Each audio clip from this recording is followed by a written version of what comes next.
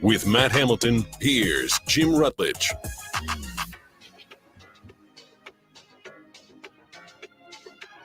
I got a pop quiz for you guys here. What are you doing, Dork? Brewers. Okay. First place. I got a pop quiz for you guys. 3 years ago today, a documentary premiered. Do we know what it is? Tiger King, final answer. It's that Michael Jordan one. The Last Dance. Yes. Yeah, 3 years ago today. Oh, yeah, What a time. Tiger King was earlier, I guess. What a time, though. That was like a movie about Michael Jordan in a pandemic. I mean, that's like the analogy you would make, that we're all dying for sports. And then one of the greatest sports documentaries ever known in the history of man comes out. I think we all can agree that is, it's universally, you can shake your head, but that is what it is. It was fine. It was, okay, you could just be an idiot, but like that's how it's viewed for the rest of the world. This is Rutledge and Hamilton, presented by Coors Light. The Mountains are blue, you know what to do. And that's Crush, a Coors Light. You don't think it was dragged out? It didn't could have need to been be longer. 10 episodes. Really? I mean, yeah, just given, I felt like it was dragged out a bit. They could have added more context and dragged it out to that length. I agree. And when you say they could have made it longer, they could have. But I felt like, I don't know. I felt like it was pretty dragged out. I feel like you're just trying to be like a shine down contrarian is what I just think was going on there. I don't know what that has to do with anything. Shine down contrarian? I don't know. It's Alex Stroh. Oh. Trying to be that guy. You know what? It was good, but I think I would have made it better. I would have trimmed out some. If I would have had my hands on it, I would have trimmed it down some. Damn straight. Yeah, you know, the only most marketable human being alive who now has a movie made about his shoes that's #1 movie Did you see in the country. No, it's like, what, 100% on Rotten Tomatoes, too? I've heard it's really good. I'm really excited to see it. I am, too. Look, media out there is amazing. I'm watching Succession. Episode 3, I believe, in season 4, got a 91% on Rotten Tomatoes, which that means people from like the outside, like regular folks, like even contrarians like Alex Stroh, have to chime in and enjoy it. So we're just in the golden age of content right now. Contrarian? When you start with that weird, it's fine. I would have done better. I would have done a little bit better. Isn't that exactly what you said about our show yesterday? On The Last Dance? Yes, our show. I do feel I can do a better show. Judgmental Jim. But you guys, Jim. Well, Alex took the judgmental role yesterday. Yeah? Yeah. What were we judging on? Judging on just blowing out topics? We had a plan, guys. We had a plan. We still have a plan. We talked many times because every day, here's what happens behind the show here on Rutledge and Hamilton, is that Alex is for like the last month. Alex like, should we talk draft today? That's not Should we talk draft today? Should we talk draft today? And I said, you know what? We got to hold it. We got to kind of hold back. I'm not going to say no if he's going to ask me to talk draft. Right. But that's what I'm saying. Dad was out. Mom said, sure, whatever. You should have texted in. You know the number. What, beforehand? Well, no, just during the show when we're starting to talk What are you about it, just be doing? like, stop. What is happening Call right in. now? You know the number. I do know the number, but I was out sick, and you and I had a nice night, though. On Monday, we were out hanging out at the Frank Distributing event, and we got to see all our friends from Central Standard to Leinenkugel's to Coors Light. It was good. It was a good evening. Yeah, absolutely. And got out of there with a couple sample bottles that grew legs. So there you go. Yeah, it definitely was a good night. Sampling all the new products. I'm so excited for that Leinenkugel's Lemon Honey Light. Yes. I got to try some of that as well. You and I got the VIP treatment. We actually got cans there that we got to walk around with. I talked to my friend at the bar, one of my local watering holes. Yeah. She said that product is coming in today. Oh, look at that. So I convinced her. Perfect. So Matt Hamilton out there making deals. And we ran into Matt. You're Matt Hamilton, so you're a gold medalist. People come in and they're like, hey, it's Matt Hamilton, gold medalist. But I would say, no lie, no less than 5 people came up, saw my name tag, and said, love the show. Love the show. And that's a good feeling. That was a good feeling. So shout out to everyone who has been chiming in recently when Matt and I are out and about telling us they love the show. I think we're up to 8 people. Yeah, the odds of 5 of the 8 people being at the show yesterday on Monday was we're impressive. up to 8 people right now that like the show. People and like you me. know what? If I'm honest, that's higher than I thought. Agreed. 844-770-3776 is how you can get into the show. So it is draft time. You guys got a little premature excited about it yesterday. Draft? Did someone say draft? A little bit excited. But I would say the most notorious draft pick. It was Wildy's fault. We can blame Wildy there. So the most notorious draft pick for the Green Bay Packers over the last 5 years or under Goody's whole reign is Jordan Love, right? Is that fair to say? The Adam Madison chimes in and says he loves the show. Thanks, Adam. Thanks, Adam. 9. I thought we counted him as one of the 8. No, these were just in-person people that love it. So let's see. So the Jordan Love thing, I still think it's TBD. But it's still the most notorious pick. 100%.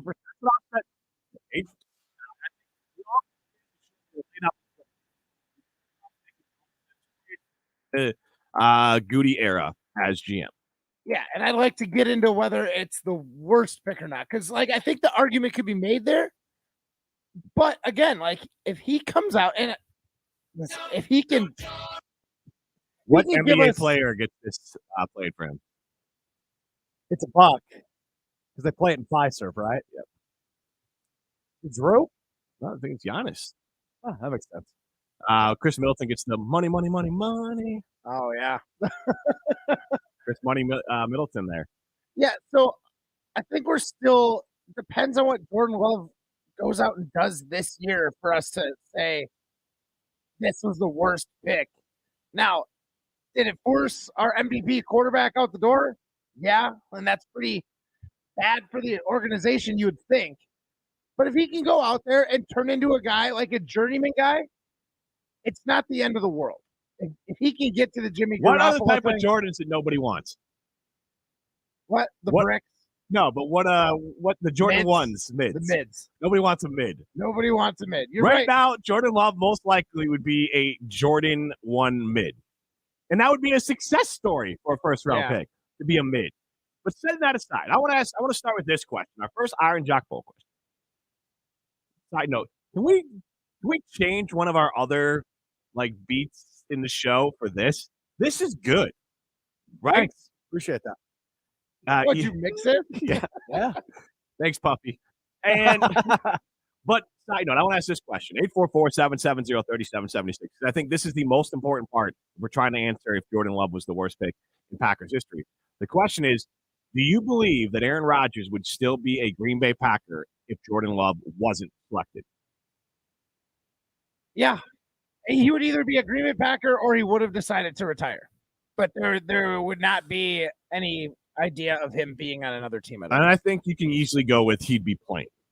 844-770-3776. Because if Aaron Rodgers isn't annoyed by the Jordan Love pick, and maybe it is Michael Pittman Jr., maybe it is T. Higgins picked there, it could just be an innocuous average player that's picked there. Aaron Rodgers doesn't feel as blindsided by that pick because we all take it as fact and gospel that Aaron Rodgers was blindsided by the Jordan Love pick, correct? Yeah, I do. Yes. So he was blindsided by that pick. He was feeling good after year one with Matt LaFleur. He had this feeling that LaFleur and Goody and the whole crew were all set in the same direction. They all had the same belief for this team, that they were an ascending team. That Aaron Rodgers in this offense that can succeed with mids, we can talk about that later, a lot of mids, win a lot of games in this offense. But a guy like Aaron Rodgers could unlock the offense's true potential. And he did that for 2 years, got him multiple MVPs. But before that happened, I believe Aaron Rodgers, you can make a case, was in the best spot he had ever been with this regime personally before the Jordan Love pick. So 6 months under Goody and LaFleur? Because they had a good – remember when LaFleur was brought in? Yeah. That, Rodgers was a little bit dodgy about it, rightfully so. LaFleur had no track record. The Titans were trash as far as an offensive team when LaFleur came in. But Rodgers and LaFleur figured out how to work together. Rodgers had a very efficient year. He had a better year that year than he had this year. Now, he didn't have the monster numbers, but I think he threw 2 interceptions, was a very efficient football player that year. And so there was a lot of optimism after that whole season and going into that offseason. So I would say almost a whole calendar year from when LaFleur was brought in, and I guess I don't know exactly when he was brought in, but you had the entire preseason that they built up their relationship. You had the entire season that year before Jordan Love. And then you had that offseason where Aaron Rodgers was talking openly about, hey, I'm excited about what's going to happen here. He felt like he was involved what was going to happen in that first round. Right. It really seemed like he felt like they were all thinking as one. Yeah. The Brian McKnight song. Right. One. And so then the Green Bay Packers go out and blindside him with Jordan Love. So that's why I firmly believe, and that's our first Iron Jack poll question, 844-770-3776. Would Aaron Rodgers still be a Green Bay Packer if Jordan Love was not drafted in the first round? You got to think so, right? My question is, though, just to play a little devil's advocate, you don't draft Jordan Love. Does Aaron Rodgers go on to win 2 MVPs? You're an athlete. You tell me. Does Aaron need, like, Aaron was, like, I'd say bouncing back. I do think athletes need that. That's why Jordan made up things and Giannis even makes up things about people. Right. I didn't say athletes don't need something to drive them. Right. Does he really need Jordan Love, or does most of those athletes, so you use Jordan and you use Giannis, but they're doing that because they know he would have came up with something regardless. Because those great petty athletes, and Aaron Rodgers is in that category, they find their own things to make. Like, they have the desire to be great regardless of pressure around them. And I think Aaron fell into that category. So that's why I kind of call bogey or bogus on that, because Aaron, you're saying he was winning no matter what, that those MVPs. He was driven to take that next step regardless. What was going to be his reasoning behind it? We've never questioned Aaron Rodgers' desire, at least before that, right? His desire to be great. That was never in question. So I don't think drafting Jordan Love made Aaron Rodgers say, man, I got to try harder now. That just isn't the type of guy he is. And I think, just like Matt, you could come up with something for a specific match that might want to get you a little more dialed in. But when you are at the gym or getting, curling at the the curling arena and you're just by yourself, that's you. You're not waiting for someone else on, Team Schuster to take your spot. That's you saying, I want to be the best. Right. And so I think that's where Aaron falls. Yeah. So I don't buy that argument. I have too much respect for Aaron Rodgers for that argument as a football player. Yeah. No, I mean, you can't assume that the grudge was everything, but sometimes that grudge can motivate you to get out, be out on your own practicing, throwing those extra 15 throws. That can be motivating by using it as a guy, not necessarily like some made up or fools. The Jordan Love thing was hard. There's someone there for his job. Right, but it was not a strategic move by the Packers. The Packers didn't draft Jordan Love to get Aaron Rodgers to try harder.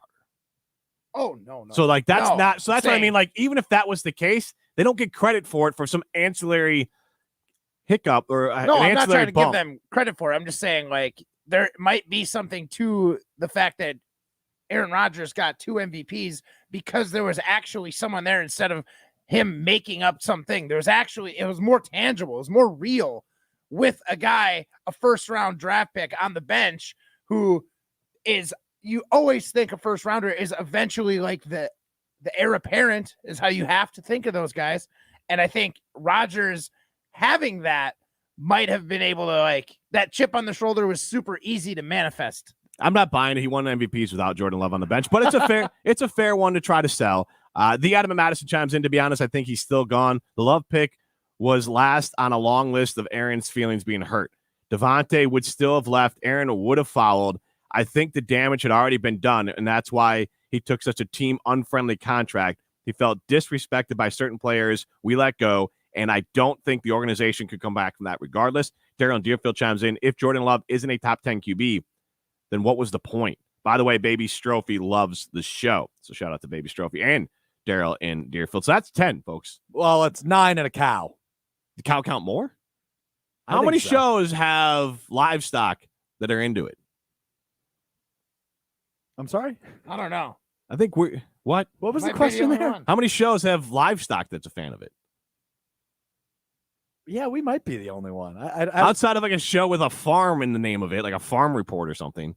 You think the livestock are fans of that? Yeah, it's like fantasy football for like cows and pigs. Like, what's the weather? They want to know the advanced analytics on the weather and how it's going to affect what they're going to be eating in the future. Like a fantasy football show. Yeah, you don't think the cows are dialing in the farm shows? No comment. They want to know what they're worth, right? We all want to know what we're worth. That's a good point. It's the price of milk right now. Dang it. If I got to do all this work. You're not drinking the milk. I'm getting paid. Canopy does know my worth. At Canopy Wealth Management, they take the time to truly get to know and understand the dynamics of your values, goals, and plans for your family. No family fit generic mold, and neither should your financial plan. At Canopy, their clients' financial goals are something they're constantly striving to help reach maximum potential, which is why they work solely in your best interest. Go to canopy-wealth.com to get started with them today. That's canopy-wealth.com. This is Rutledge and Hamilton, presented by Coors Light. You're listening to Rutledge and Hamilton, presented by Coors Light. The mountains are blue, and we can prove it. Follow the show on Twitter at Jim and Matt. Matt Hamilton here to tell you about my friends at Revive Restoration. Nobody plans for accidents to happen, but when they do, you can count on Revive to be professional, efficient, and detail-oriented as they make things right again. Revive Restoration. Jim Rutledge here to tell you about X Golf Madison, and the most important thing that you need to know is that X Golf Madison is for everyone. Heck, I golf there. Whether you're a seasoned pro, a new golfer, or in between like me, X Golf Madison is going to be fun for you. They have a full bar, excellent service, great food, and the most advanced and accurate golf simulators in the world. You can play one of their 50 courses available, take lessons from a PGA pro, hit the driving range, or even join a league. Stop by their East Madison or Middleton location today, or visit them online at xgolfwisconsin.com. What if a quarterback completed 4 out of 5 of his passes, or a point guard hit 4 out of 5 shots beyond the arc? Well, now when you're hiring, you can play at that level, because 4 out of 5 employers who post on ZipRecruiter get a quality candidate within the first day. ZipRecruiter's matching technology identifies people with the right skills and experience and invites them to apply to your job. To try ZipRecruiter for free, our listeners can go to ZipRecruiter.com/Greeny. That's ZipRecruiter.com/Greeny. ZipRecruiter, the smartest way to hire. Finally, baseball is back. Swing into the season with tickets to the action. Plus, with basketball and hockey heating up, now is a great time to experience a game. Vivid Seats is proud to be the official ticketing partner of ESPN. From on the glass to in the stands, Vivid Seats has great ticket prices to all the games. Every crack of the bat, every dribble down the court. Catch it all with Vivid Seats. Download the app or visit vividseats.com today. Vivid Seats. Experience it live. Drew and Jonathan Scott here to tell you that American Family Insurance wants to protect your dreams. So whether you're at home singing in the shower, every note, or prefer singing your heart out in the car like Drew, cruising, you can save up to 23% when you bundle your home and auto insurance with American Family Insurance. Get a quote or find an agent at amfam.com. Insure carefully, dream fearlessly. Visit amfam.com to learn how discounts may apply to you. American Family Mutual Insurance Company, SI, and its operating company, 6000 American Parkway, Madison, Wisconsin. It's our lowest prices of the season at Blaine's Farm and Fleet. Right now, shop unbeatable deals on the things you need for spring, like assorted bags of Timberline mulch, 4 for $12. 5-quart jugs of Valvoline full synthetic motor oil, only $22.99 after $10 mail-in rebate. Your choice of CRC Pro Series brake part cleaners, just $5.99. And for rewards members, all Skechers footwear is buy one, get one half price. Don't miss our lowest prices of the season in-store or online at farmandfleet.com. Keyshawn, J. Will, and Max. Max, some of your taste buds, man. Who eats a Almond Joy and a Mounds? Like what are you, 70 years old? I don't eat candy, period. Do I like them? Yeah. Almond Joy and Mounds got to be the worst candy bar in the history of candy bars. There's only 3 candy bars, man. Snickers, you got the Reese and Twix. Snickers. Anything outside of those 3, miss me. Keyshawn, J. Will, and Max. Weekday mornings 5 to 9 on 100.5 ESPN. Since 1956, Holman Lindsay Paints has been making paint in Wisconsin for Wisconsin. Because of their commitment to making great paint for Wisconsinites, Holman Lindsay has grown over the years to 26 locations in this great state. Headquarters in Sun Prairie with a state-of-the-art facility, Holman Lindsay has the paint you need to make your job better. From do-it-yourself to professional, Holman Lindsay has paint for everyone. Visit one of their local locations today in Madison, Sun Prairie, Middleton, and Janesville. You're listening to Rutledge and Hamilton on 100.5 ESPN. Brought to you by Carbon World Health. Welcome back, welcome back, welcome back. Welcome back. Welcome back. Welcome back. Right now, 79% of you say Aaron Rodgers would be a member of the Green Bay Packers in 2023 if Jordan Love wasn't drafted in 2020. So that brings along a follow-up question that Matt Hamilton referenced a little earlier. Does this Jordan Love's pick stink no matter what? As Darren Deerfield chimed in, If Jordan Love isn't top tier, then what's the point? Like, you blew it, to borrow from Adam Sandler. If you draft Jordan Love and he's mid, Jimmy Garoppolo, Kirk Cousins, and that's a good scenario, he could be Taylor Heineke. And that he's not a bum.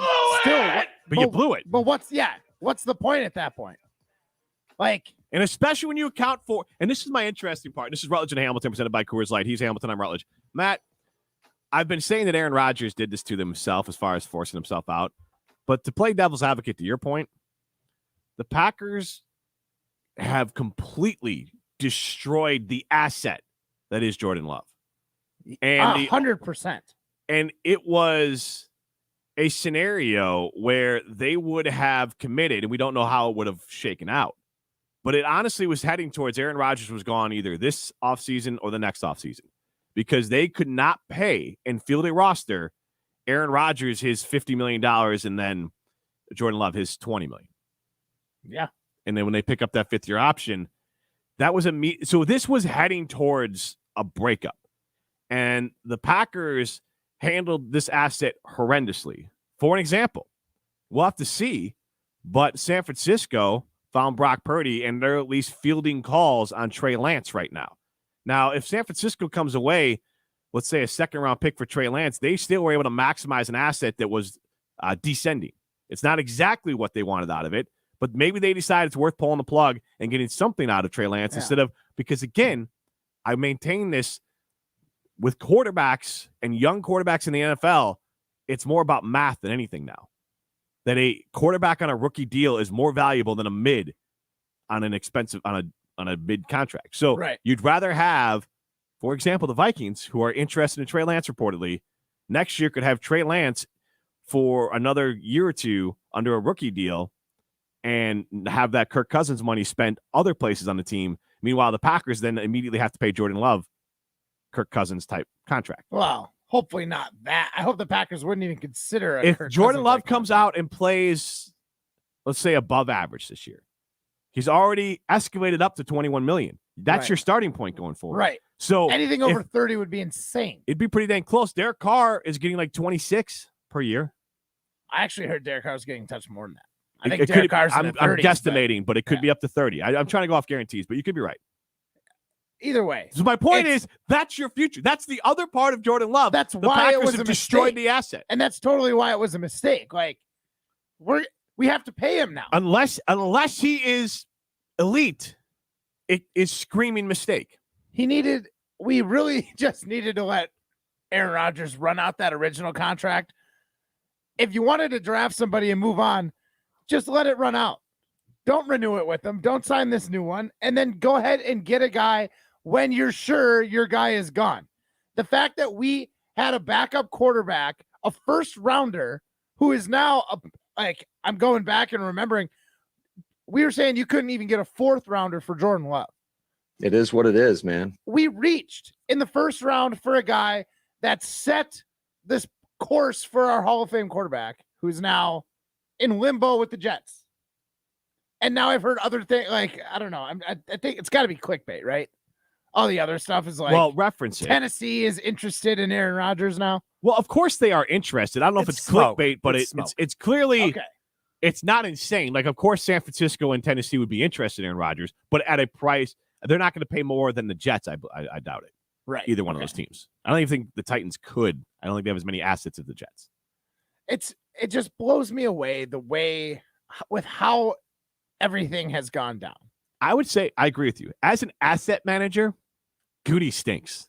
The asset of Aaron Rodgers and the asset of Jordan Love could not have been just burned more. Well, just looking at what you just said with San Francisco, if Trey Lance, and again, I understand Trey Lance is an early first rounder.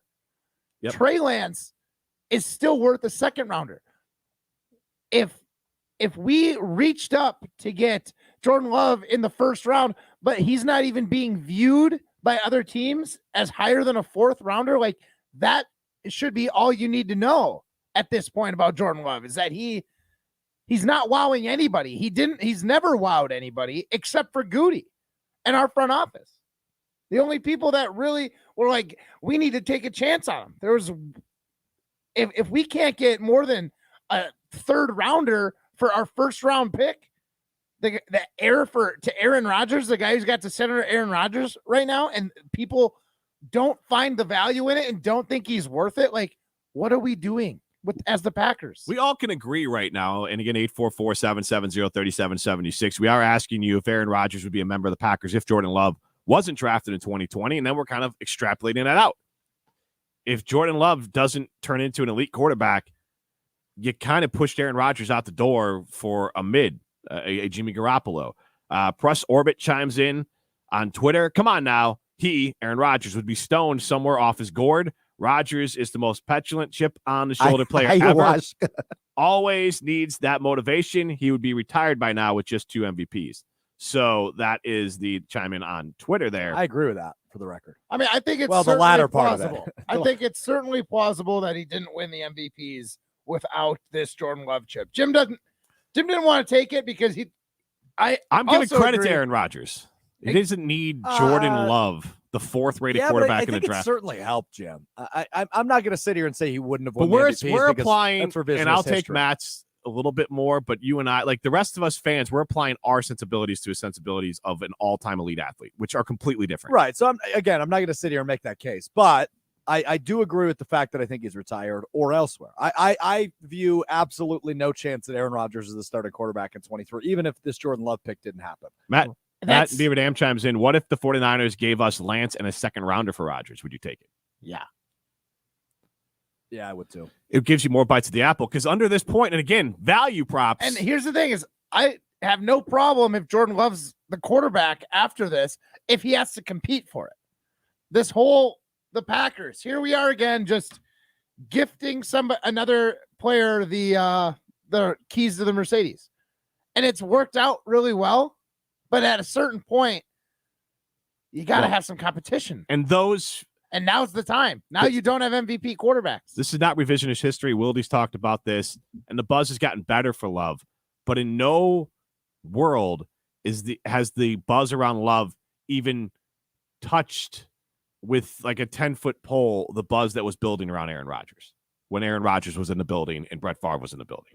Right. Amongst like internal campaigns of them telling you, no, Aaron has all of it.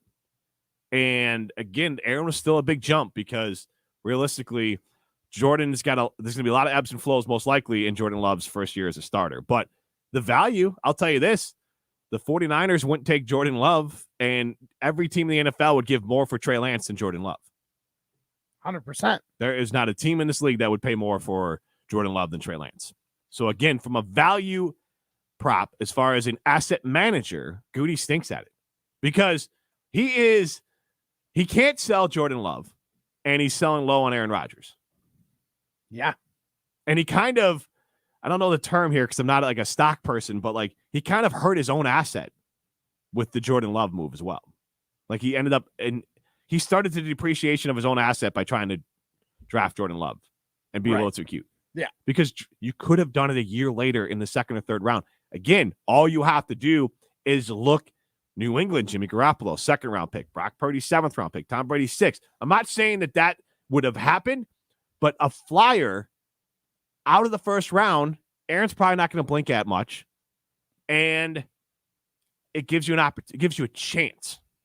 Maybe it's a 1 in 100 chance, but realistically, a 1st round pick is what? A 1 in a 50 chance at quarterback? I mean, it's quarterback.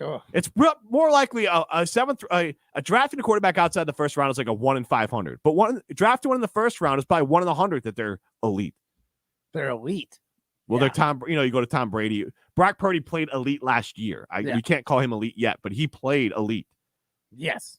Yeah, he definitely had an elite stretch. He had an elite stretch of winning. That's why I just said. I don't know that he played elite. He played means. In that offense. He was doing fine. everything they needed him to do. Yeah, but it's not like he was throwing 4 touchdown games. But what did I just say? Well, you said he played elite during that Right, stretch. but I would by say that saying- he played elite. I would say the team was he played an elite team. and he elite by played it. doing everything they asked him to do within that offense. They didn't ask him to throw 4 touchdowns. They said, give the ball to McCaffrey, don't make mistakes. And he led them into the playoffs, and they lost the one game, the playoff game, where he got hurt. Yeah. So he did exactly what they asked him to do. Okay, I'll give you that. Thank you. That's all I needed was your validation. 844-770-3776. You asked for it most days. Do you believe Aaron Rodgers be a member of the Packers in 2023 if Jordan Love wasn't drafted in 2020? 69% of you say yes, he'd still be QB1. Nice, but wrong. Packers would be Packers would be winners with Aaron Rodgers. You could be a winner. Go to Ho Chunk Gaming Madison. That's where winners go. Jackpots this month pushing over $10 million, over $13 million last month at Ho Chunk Gaming Madison, over $30 million won this year alone at Ho Chunk Gaming Madison. I don't know what you're waiting for. Go be a winner and go to Ho Chunk Gaming Madison. This is Rutledge and Hamilton, presented by Coors Light. You're listening to Rutledge and Hamilton, presented by Coors Light. Miss any of the show? Find full show podcasts free on Wisconsin On Demand and wherever you get your podcasts. Olson Toon has been customizing both residential and commercial outdoor living spaces since 1997. Matt Hamilton here from ESPN Madison. For over 50 years of combined experience in their management and design teams, Olson Toon has become one of Wisconsin's premier building and landscaping outdoor living firms. Landscaping and maintenance, irrigation, concrete work, pools, and more. If you have an outdoor living need, Olson Toon is here to help. Go to olsontoon.com to get started on your home project today. That's olsontoon.com. Jim Rutledge here to tell you about North and South Seafood and Smokehouse. North and South serves authentic wood-fired barbecue as well as savory seafood for both lunch and dinner. Whether it's North and South in DeForest, Verona, or the west side of Madison, you'll enjoy the best smart casual dining experience in the area. They also have takeout and catering options, so find your way over to North and South Seafood and Smokehouse, the official barbecue place of Rutledge and Hamilton. They're online at eatnorthandsouth.com. Gold medalist Matt Hamilton here to tell you about Wisconsin's best choice for roofing, siding, windows, and doors, Ridgetop Exteriors. I know they're the trusted local experts who consider customer service their number one goal, but don't just take my word for it. Jake and Dawn are both recent customers who left 5-star reviews for the outstanding service and quality of work on their projects. Get a free estimate for your home project today by logging on to ridgetopexteriors.com. Visit ridgetopexteriors.com. Ben Brust here to tell you about the Princeton Club. I joined the Princeton Club because I was looking for a place I could invest in my health, and the environment and the community I have felt has made it so easy for me to incorporate it into my everyday life. It doesn't matter where you're at in your fitness journey because they have something to offer everyone. It also goes beyond fitness. From the moment you walk in the club to the moment you walk out, there is a togetherness felt throughout the members and staff that keeps you going for your better tomorrow. Don't wait any longer and get started on your fitness journey today at PrincetonClub.net. That's PrincetonClub.net. Your friend could tell you to go to TLC Laser Eye Centers for LASIK. But when your eye doctor tells you to go to TLC Laser Eye Centers for LASIK, you book your consultation. TLC has performed over 2.3 million LASIK procedures nationally, and that includes treatment for over 10,000 doctors. LASIK takes minutes, with most patients back to normal activities the next day. So come see why TLC Laser Eye Centers is the doctor's choice for LASIK. Right now, TLC is offering 20% off LASIK when treated in April. That can be over $900 off when treating both eyes. So call 888-TLC-2020 or visit SaveOnTLC.com. That's SaveOnTLC.com, the doctor's choice for LASIK. Must mention this promotion can be treated in April of 2023 to qualify. 20% off standard price of procedure. Cannot be combined with any other offers. Go to SaveOnTLC.com for details. Looking to make an impact in your community? Consider applying to become a mentor with Big Brothers Big Sisters of Dane County. Big Brothers Big Sisters of Dane County currently serves nearly 500 children and has over 200 waiting to be matched with a mentor like you. No skills are required, just a desire to make a difference in the lives of children. Make a big impact. Volunteer today at bbbsmadison.org to complete your application. That's bbbsmadison.org. Big Brothers Big Sisters of Dane County. Together, we are defenders of potential. You're listening to Rutledge and Hamilton on 100.5 ESPN. Brought to you by Ho Chunk Gaming Madison. I need your love. You got me burning up. I think I'll call you Mrs. Valentine.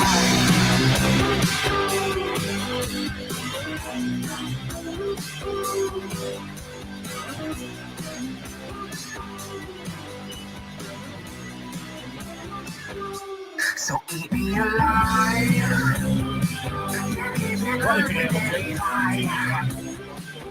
Stay safe out there, folks. Matt's been giving me weather updates. I haven't really been listening, so how about you share them again? He's Matt Hamilton. I'm Jim Rutledge. Yeah, just north of Dane County right now. There is some nice little storm system moving through. Do you think people in their cars who are north of Dane County right now are like, shut up, Matt, I know it. I'm in it. Well, I'm saying maybe don't drive north if you're in Dane County. But if you're like, this is my whole thing sometimes, especially like weather in the car, like I can look out my window where I'm driving and be like, I don't know if I want to go into that. You know, like, so. Well, true, and then but if I'm there's in warnings right now. Like, but if I'm in it, I know I have warnings. I got to notice on my phone. Jim, I'm just Phones are all I to need benefit. to live in this world, Matt I know Hamilton. you don't believe in meteorologists. We've established that in the it's show. false. But we have to believe them when there's dangerous weather No, around. I believe in meteorologists. I just don't think we need to see them on TV a million times. They are doing the science that sends the notification to my phone. So they are scientists, and they serve a purpose. I just don't need to see them all over the TV all the time, anytime it gets dark outside. That's all. Let's get out to Andrew in Madison, 844-770-3776, talking QBs. What's going on? Hey, How we Andrew. doing, guys? Great. Not a lot. You guys were talking about Brock Purdy earlier and being elite. I don't see that in any way, shape, or form. That's not my definition of elite. Jim, do you want to get into it again? I gotta explain. You put him on just so I have to explain it again. Andrew, I was just saying he was elite in what he was doing. He did exactly what San Francisco wanted him to do. They said, "Do not go out there and make any mistakes. Throw the ball to our playmakers and go out there and win us football games." And he did that. Thank you for the call. Because I just don't want to argue. I don't want to argue about Brock Purdy being elite. I said he was elite within that offense. That's literally what I said. He played elite within that offense, and he did. Because that offense functioned better than it did all year under any other quarterback. Brock Purdy got it to function. Is he an elite quarterback? No way. He's got very far to go. But the thing is, and this is the case if you're a Packer fan, you don't have to be elite to be successful in a Kyle Shanahan offense. But the most successful guy of doing that is Kyle Shanahan. The copies of a copy, like Matt LaFleur, have not had the same success with lesser QBs. So we still have to wait and see. Rutledge is an idiot. He was so excited to play that clip. I mean, I've said plenty of stupid things, but like this one I've been pretty clear on. Brock Purdy within that offense played elite. Brock Purdy is 10 times the quarterback Jordan Love is right now in the NFL. Would you rather have Jordan Love or Brock Purdy? Brock Purdy costs you nothing. So you could fill the rest of your roster. Oh, yeah, it's definitely Brock Purdy. Right? You could have DeAndre Hopkins right now. You could fill him up with a bunch of. Well, don't act like Jordan Love cost that much this year. But more than Purdy, but I don't think you can afford DeAndre Hopkins all of a sudden. He costs like $10 million more than Purdy because Purdy gets paid like nothing. And I think Love gets paid like $10 million. Yeah, I guess as a seventh rounder, he's not expensive. But still, I don't think. I mean, we went. Of course, we did because you weren't here. I looked up the cap number yesterday. Guys, what kind of show do you guys? 844-770-3776. What kind of show did Matt and Alex do yesterday? I saw the poll question, and they were nerding out, asking questions way too early. But did you guys just do like a hardcore cap and draft show, or what's going on? No. We only did one segment on the draft. What else did we talk about, Matt? We talked a little bit about Strofe stealing and not returning things. Yeah, borrowing and you ever borrowed something that you never returned from somebody? Because I did that with Matt's Tupperware on accident. I have not, but I do have friends of our family that borrowed the movie Rock of Ages that have not given back to us, and they know they have it. People remember this stuff, and it doesn't bother me now. It's more comical because they'll be like, "We keep on forgetting to give it back to you." Like we don't. I literally have wanted to watch it one more time in my life. Now it's a DVD. There's like one place in my house that I can even watch a Blu-ray or DVD. So now it's actually I don't even want it. It's not even that big of a deal. Like we're honestly just selling Blu-rays and DVDs because I'm like, what am I going to do with these? I have to go to the basement and watch it because I just. And why would I want to watch a movie in the basement? Right. It's not the nicest area. I have a giant TV with a nice couch and all that kind of stuff upstairs. Why would I want to go down to the basement? Where's your Xbox located? In the basement. I got moved to the basement. That's my little man cave. It's a little man nook down there now. Man nook? Yes. I don't like that at all. Well, it's not a cave. Ugh. It's a base. It's not the word you should have followed with nook. Man nook. It sounds dirty. No? Doesn't sound dirty to you guys? I mean, Man nook. A corner or recess. A man Especially one offering seclusion or security. Nook. Hey, right? I don't know. Makes me think of your rear end hole. What? That's what I hear. That's what I hear when I hear man nook. Are you okay? Nooks and crannies. Oh Jimmy. my goodness, he's celebrating today already. So wait. Happy holidays, by the way. So wait. Nooks, you said nooks and crannies. So I'm assuming you're referencing like nook and that was like people say, oh, clean out your nooks and crannies. Correct. So crannies, the man parts close to it, and like what's the crannies? Yeah. The cranberries. Yeah. Oh So my that's how his broken brain works. Is that he thought nooks and crannies meant your inner workings and your outer workings in the nether regions. He's not a wordsmith, is he? Me? Never No. been. No. Daryl in Deerfield chimes in with Brock Purdy shares an apartment with 2 other guys. That's great. Good for him. He's probably saving money. Saving money. Yeah, Tim from Cambria with a photo of Hale. So thank you, Tim, providing that upset. And you're welcome for warning you about the weather. He's in the weather. I That's warned the him point. it was coming. I'm sure Tim's like, shut up, Matt. I know. You 2 are idiots. Why? Well, us 3 are idiots.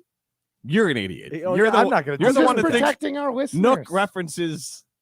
Well, you called it your man nook. That doesn't sound dirty to you. Does not. It's not a thing. But a you- man it's- nook is not a thing. You but it's a just man- made it up. Right, because it's not a man cave. It's Why more, isn't it though? Yeah, why Because isn't a man cave? We have a basement, finished basement, but it's You kind do or of do not have? we do have a Okay. finished basement, but part of it's being used for my wife will have an in-home daycare in the summer, so part of it's being used for that space. But it was kind of designed in a way that where I am at could have been used as a quasi bedroom, but it's got 3 walls, not a 4th wall to like fully close it off, because that's how you design basements now. You're kind of creating more spaces instead of designed areas. So you kind of have this open floor plan. That's what our Right. basement is. So it's kind of tucked into the corner, and it has some like almost a line of demarcation, but it's not like I can go down there with the daycare on and start firing up my video games and playing without being a distraction. But there's a nice little love seat in there. There's a, 55-inch TV, a little bit of surround sound. And my wife put up a bunch of pictures that I have. I need to get a Matt Hamilton jersey to hang up in there. So she's hung up some of my gear. So that's my little corner there.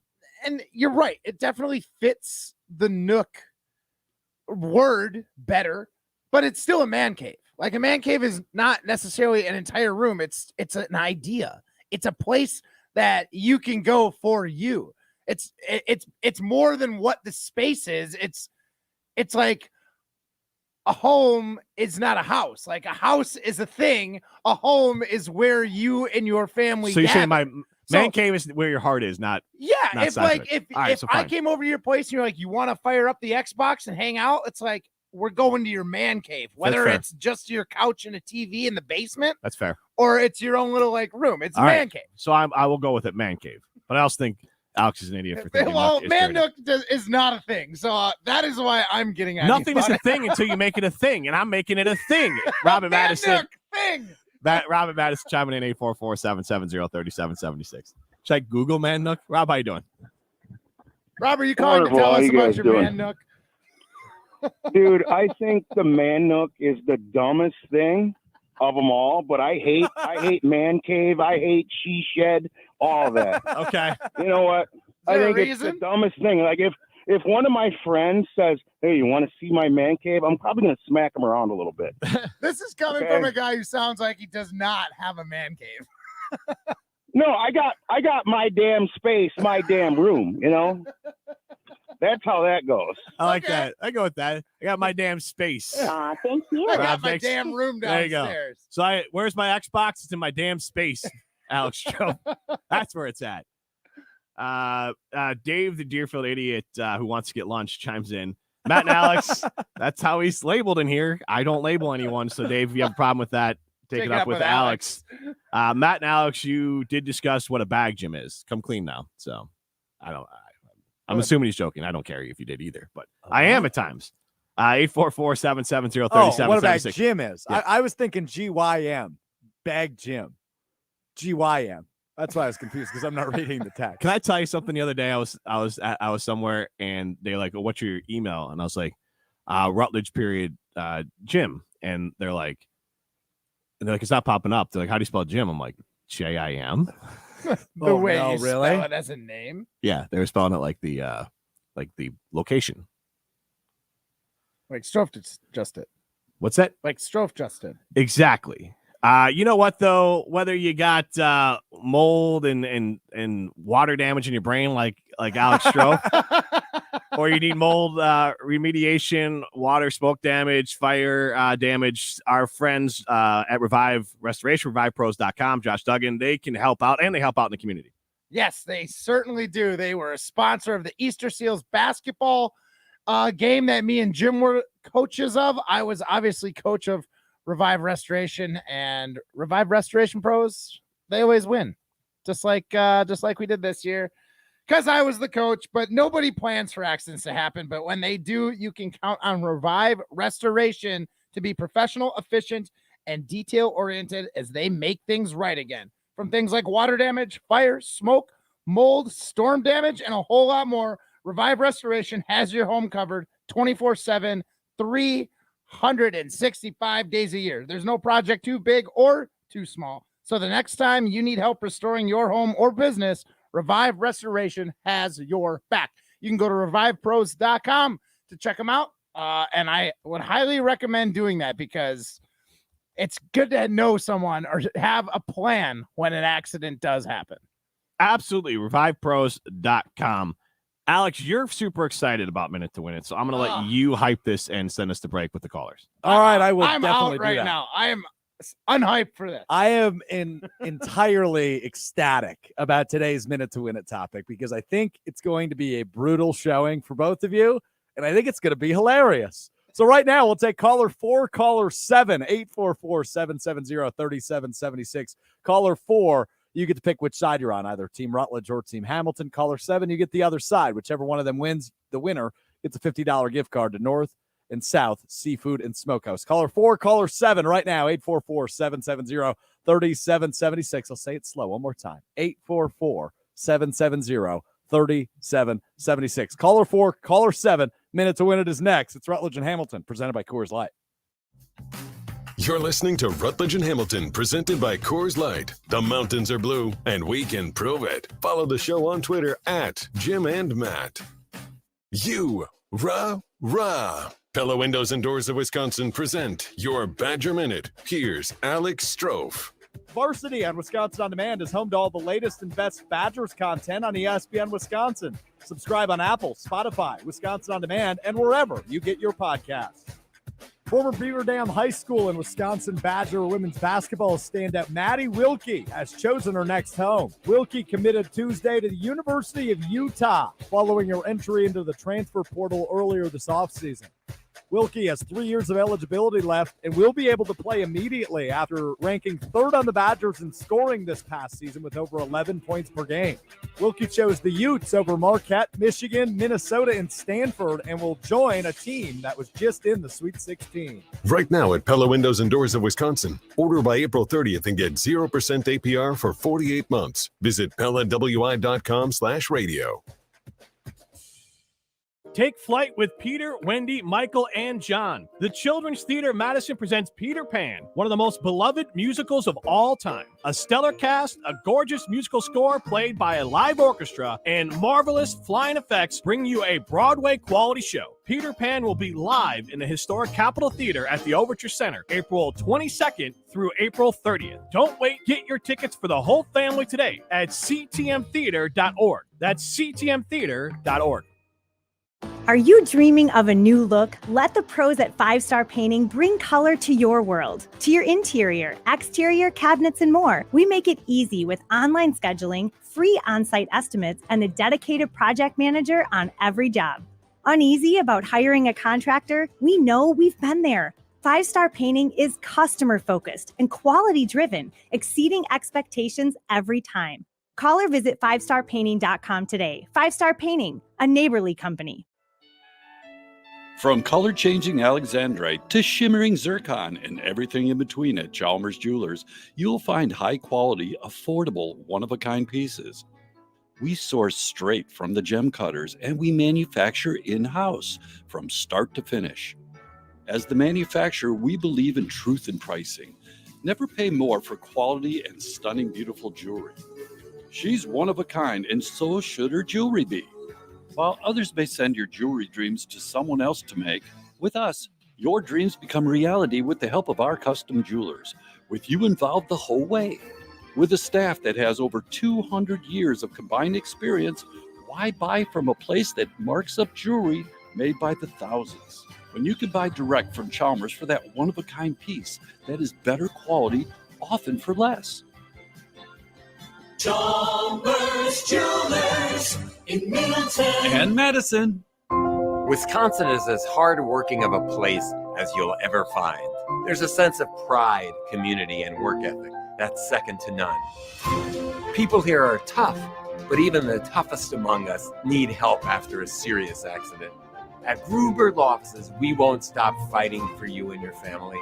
We've been here and will continue to be here for as long as you need us. Gruber Law Offices. One call, that's all. You're listening to Rutledge and Hamilton on 100.5 ESPN. Brought to you by X Golf in Madison and Middleton.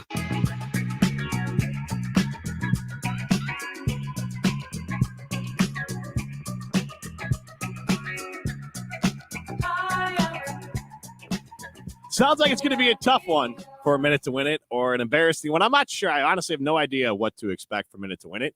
But this is Rutledge and Hamilton, presented by Coors Light. Minute to Win It is presented by North and South Seafood and Smokehouse. 3 great locations in the Madison area. They all deliver. You can do carry out. They have catering. And whatever the experience is, it's going to be fantastic at any 3 of the locations, including the catering side of things. I'm a huge fan of the brisket. My wife loves the pulled pork. Obviously, the ribs are out of the park, and their shrimp on Thursdays are outstanding as well. So whatever it is you're in the mood for, barbecue or seafood, North and South Seafood and Smokehouse is the spot. They're the official barbecue joint of Rutledge and Hamilton.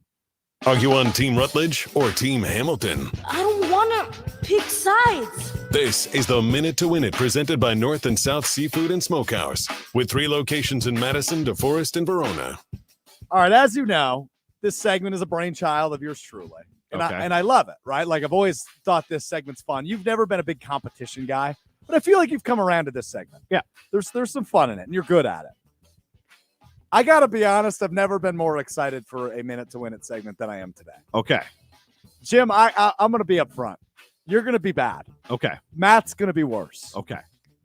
Simply enough, I'm looking for the 10 Brewers starters today. The what? The 10 starting players for the Milwaukee Brewers in about 20 minutes against the Seattle Mariners. Make sense? Yep. Best of luck, buddy. Your time starts at 3, 2, 1. Is Rowdy Tellez starting? He's not playing today. What are the odds? Terang? Terang is playing today. You got one. Alrighty. If Rowdy's not playing, who's playing? All right, it's the second base. Oh, what about Peralta? No Peralta. No, I'm just getting like, so they're just playing. Are they, because it's getaway day? Yeah. Then I will go with Garrett Mitchell. I'm sorry, he got hurt last night. That's strike 3. There you go. I was going to go with, I know Contreras. Like, I know a lot of these guys. He's playing today. That's where you're That's what I was going to go with. But now when it's getaway day, that's really no tough. Yelich today either? Yeah, getaway day is really unfair. Did you know when you thought? No, because I've had this idea. Because I would have done much better if that was not the case. But that's right. I just wanted to name a few other players so people knew. All right. How'd you do? Not good. Man, everybody in the office has been telling me all day how I'm just going to do awful. Matt, Kevin was caller 7. And when I told him the topic, he laughed. He said, this might be brutal. And then he said, regardless of the topic, if I was caller 4, I would have picked Matt. There you go. Oh, okay. So I told him, I'm going to tell you this to instill a little bit of confidence, which I think you're going to need. Yeah, I think so too. Everybody in the office has been telling me I'm not going to know anything about this. The Just- line is set at 1.5. Okay. Is how many I get. Okay. Well, here we go. Set. It's as simple as this, Matt. I am looking, the Brewers play in 15 minutes. Oh, no. I am looking for the 10 Brewers starters today against the Seattle Mariners. Your Oh. time starts in 3, 2, 1. Oh, man. The only player I really know right now is like Corbin Burns. Yeah, he is not pitching today, so that's strike So 1. that's strike He's one. injured, right? We don't he know how may bad? Be. He may be. Yeah, Okay. yeah, he is. You're right. So I'm assuming Yelich is probably not playing. Are you asking? Yeah. Is this no, a guess? let's go Yelich. That is incorrect. He is not playing today. That's strike 2. I have no idea. You got nothing else? I literally don't know I just, anybody all on the right. Brewers So right I want to tell you also why I'm so excited, because I assume, if you want to guess, go ahead. but we started the show today by you mocking Jim by pointing at your Brewers hat. That's all I That's do. your wear. Is just wear All right, Wisconsin so you want to wave the white flag? Because I think yes, it's a little misrepresentation here. Alex didn't know this initially. Today is getaway day, which means they are playing. Like I listed a bunch, like Rowdy Tellez, Peralta. I didn't say Contreras. Well, Peralta's not pitching today, right? I'm thinking of not Peralta. I'm thinking of Adames. Williams. Adames is playing today. Willie Adames. So, like, I think we could do it. So, Tellez often plays first base. I got Terang, and then Terang is playing second. Adames. Adames is playing, yeah. Third base. Man, I don't know if I would have known that. I didn't realize this. I'm sorry. Third base is Mike Brasso. Nope. Luke Voigt is playing first base today. Nope. I didn't even realize he was a Brewer. Yeah, I wouldn't have gotten put this that one. list So I would have together. gotten Contreras. The outfield, I said Mitchell apparently got hurt last night. Who was the outfielders? Is probably some of those young guys, the young out. So the Joey young Weimer. prospects. Joey Weimer. That's one I would have gotten. I wouldn't have done well either. I So could have that's why I've got described so him. much He's like a entertainment. tall blonde guy, but I don't. Owen Miller in left field. I don't know who that is. And then Brian Anderson in right field. He's actually having a great season. Broadcaster?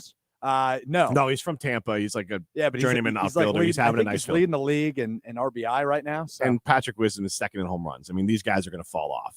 eventually. Yes. But hey, the Brewers are fun right now. So I They figured I'd are, give they them some are. love. They are. We got a total of one correct answer today. I won because I got Jim 3 got wrong. one. I Yeah. didn't know it was getaway day until I listed the wrong guys.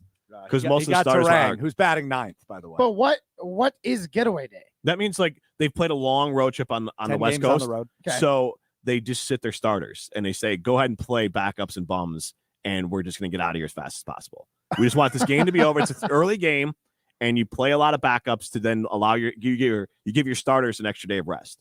Also, Almost. I gave you one away, but I don't think either of you listened to my Sports Center earlier today. No. Eric Lauer pitching for the Brewers today. Gotcha. So there you go. Yeah. Congratulations to Katie, our winner today. Man, Thanks, Katie. You Thanks. were all She picked me. excited for that She one. did. Thanks for believing. I got you one Oh, with man. one. That's what I was excited for. Yeah. We will bring this back. I'm in looking about at 3 this months. right now, and I hardly recognize any of the names. Well, I would memorize them because I will bring this back at some point. All right, We'll thank you. we'll do this one more time this Brewers season. Great. I can't believe why did I have like I was thinking Adames when I said Peralta. I don't know why. It's okay. You had a 1-in-5 shot there. I with know, Peralta. but like, isn't he hurt? He might be. I don't know. A lot of their pitchers are hurt right now. That's I did this because I would also do poorly. I wasn't Yeah. trying to make you guys look. No, I know. I'm just frustrated. If it wasn't getaway day, I would have had like 3. So it's not like I would have been Well, great. everybody would have gotten Yelich. Yep. Um, Contreras, I would have with gotten. Mitchell. I should have gone Contreras But and Mitchell. why I got such a kick out of this was because I feel like Yelich and Mitchell are the two like most known Brewers right now. Yeah. Debatably. And neither of them are playing today. Yeah. That made it a lot harder. Contreras stands out to me because he's the brother of former Cub. Yep. And then Terang because he's pretty high performing rookie right now. Young rising star. Yeah. So Nice job, guys. That's Brewers talk for today. all right. Well, that was too much Brewers talk for today. This is Rutledge and Hamilton presented by Coors Light.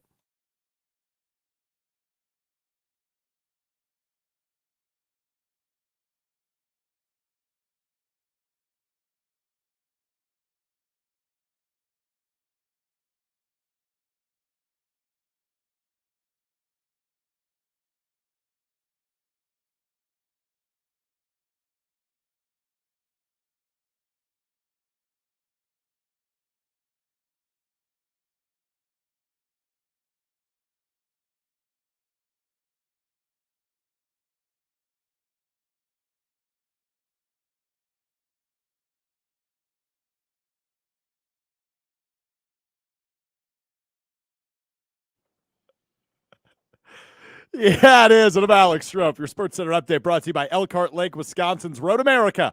Come for the experience and stay for the race. Bring the entire family for affordable fun with on-site camping, free parking, and free admission for kids 16 and younger.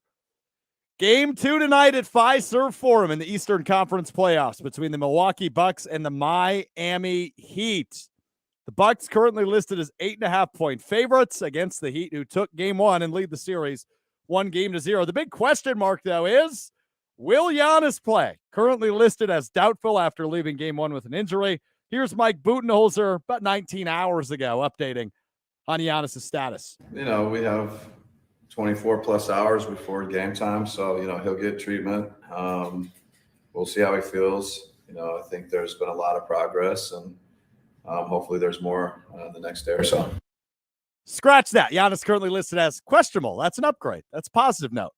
How did you not know that? That was like a group text. If Matt Hamilton's telling you that, Alex, you got to get your life together. Matt's a NBA guy, Mr. NBA. Speaking of NBA, Eric Name joins the guys at 3:30 this afternoon.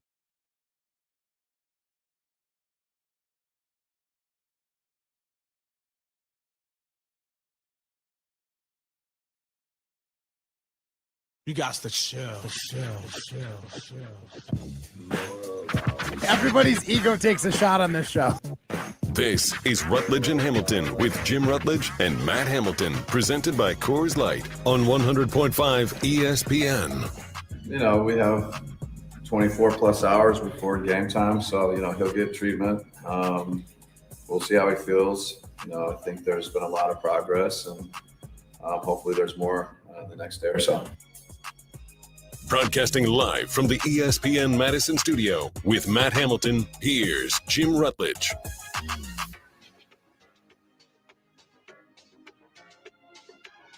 Mr. NBA, Mr. MLB, Matt Hamilton. I'm going to have to get it more into MLB so I can't be that embarrassed again. And by get more into MLB, folks, Matt means he'll look at box scores a little more often, right? Because you're not prior to the show, I was going to start. You're not going to start firing up the Bally app to watch the Brewers play Seattle at 9:30 at night.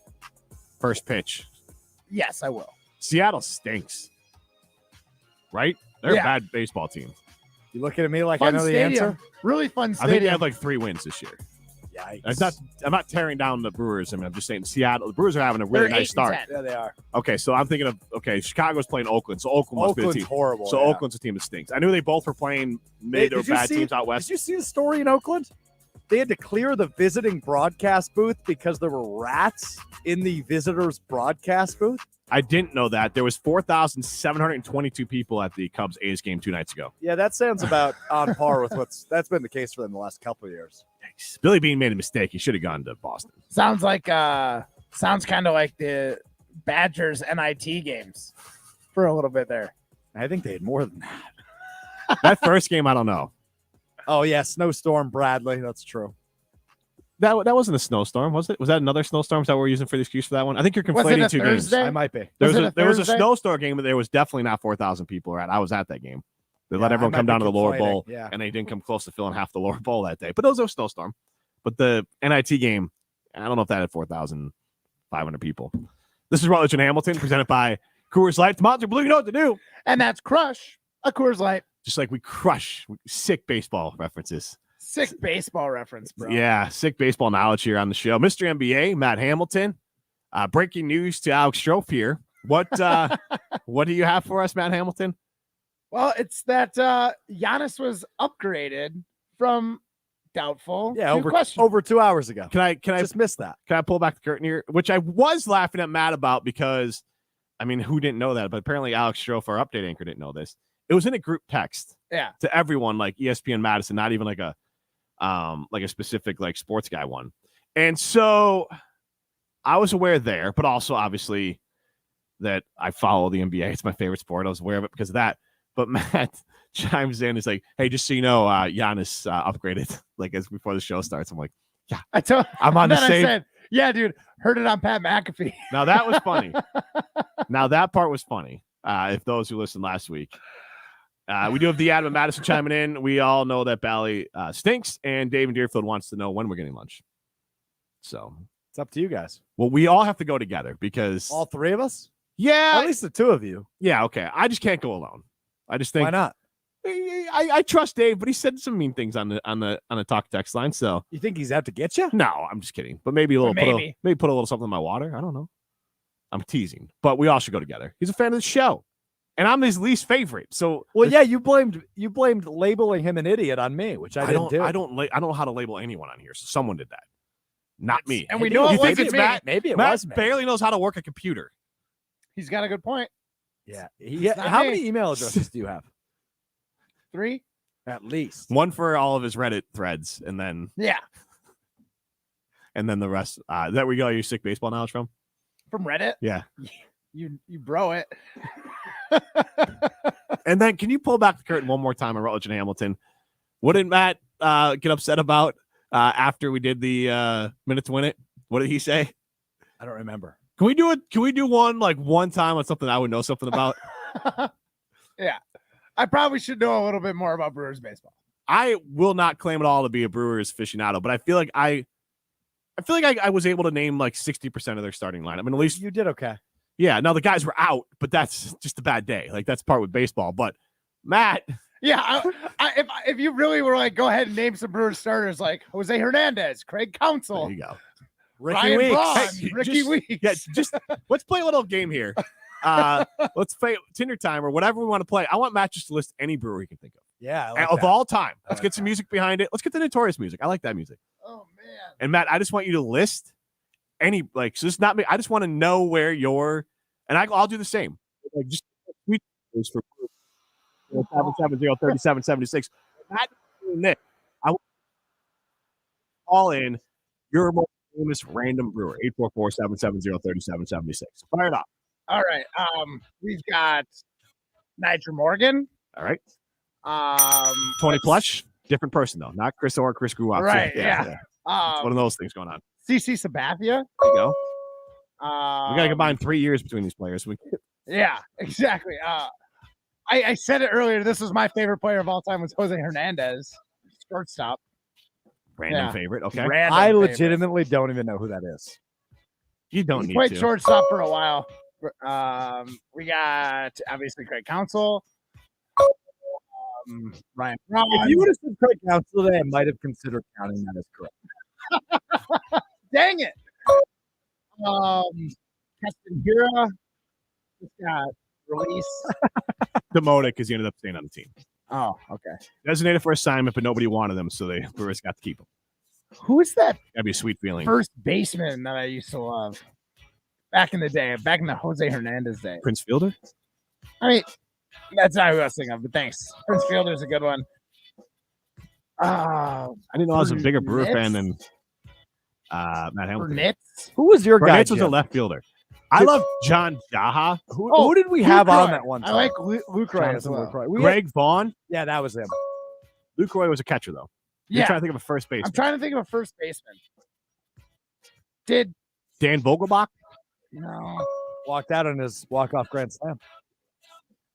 Oh, so Mike and Madison chimes in. I keep on chiming in with them. 844-770-3776. This is Rutledge and Hamilton. We are asking you for your your favorite random brewer as Matt Hamilton continues to try to list some brewers here. Raleigh Fingers, Robin Yount. Mike and Madison chimes in. Big sexy Richie Sexton. That was a Sexton. Richie Sexton was traded for Kevin Seitzer. Gosh, who was our first Drew baseman? and Madison, Ray Durham. That's a good one. I like Ray Durham. He used to play for the White Sox too. Who You was sure our it wasn't first Richie baseman Sexton? who I'm thinking of? Give me an era. I don't. 2000s. And it wasn't Richie Sexton, and not Prince Fielder, and not.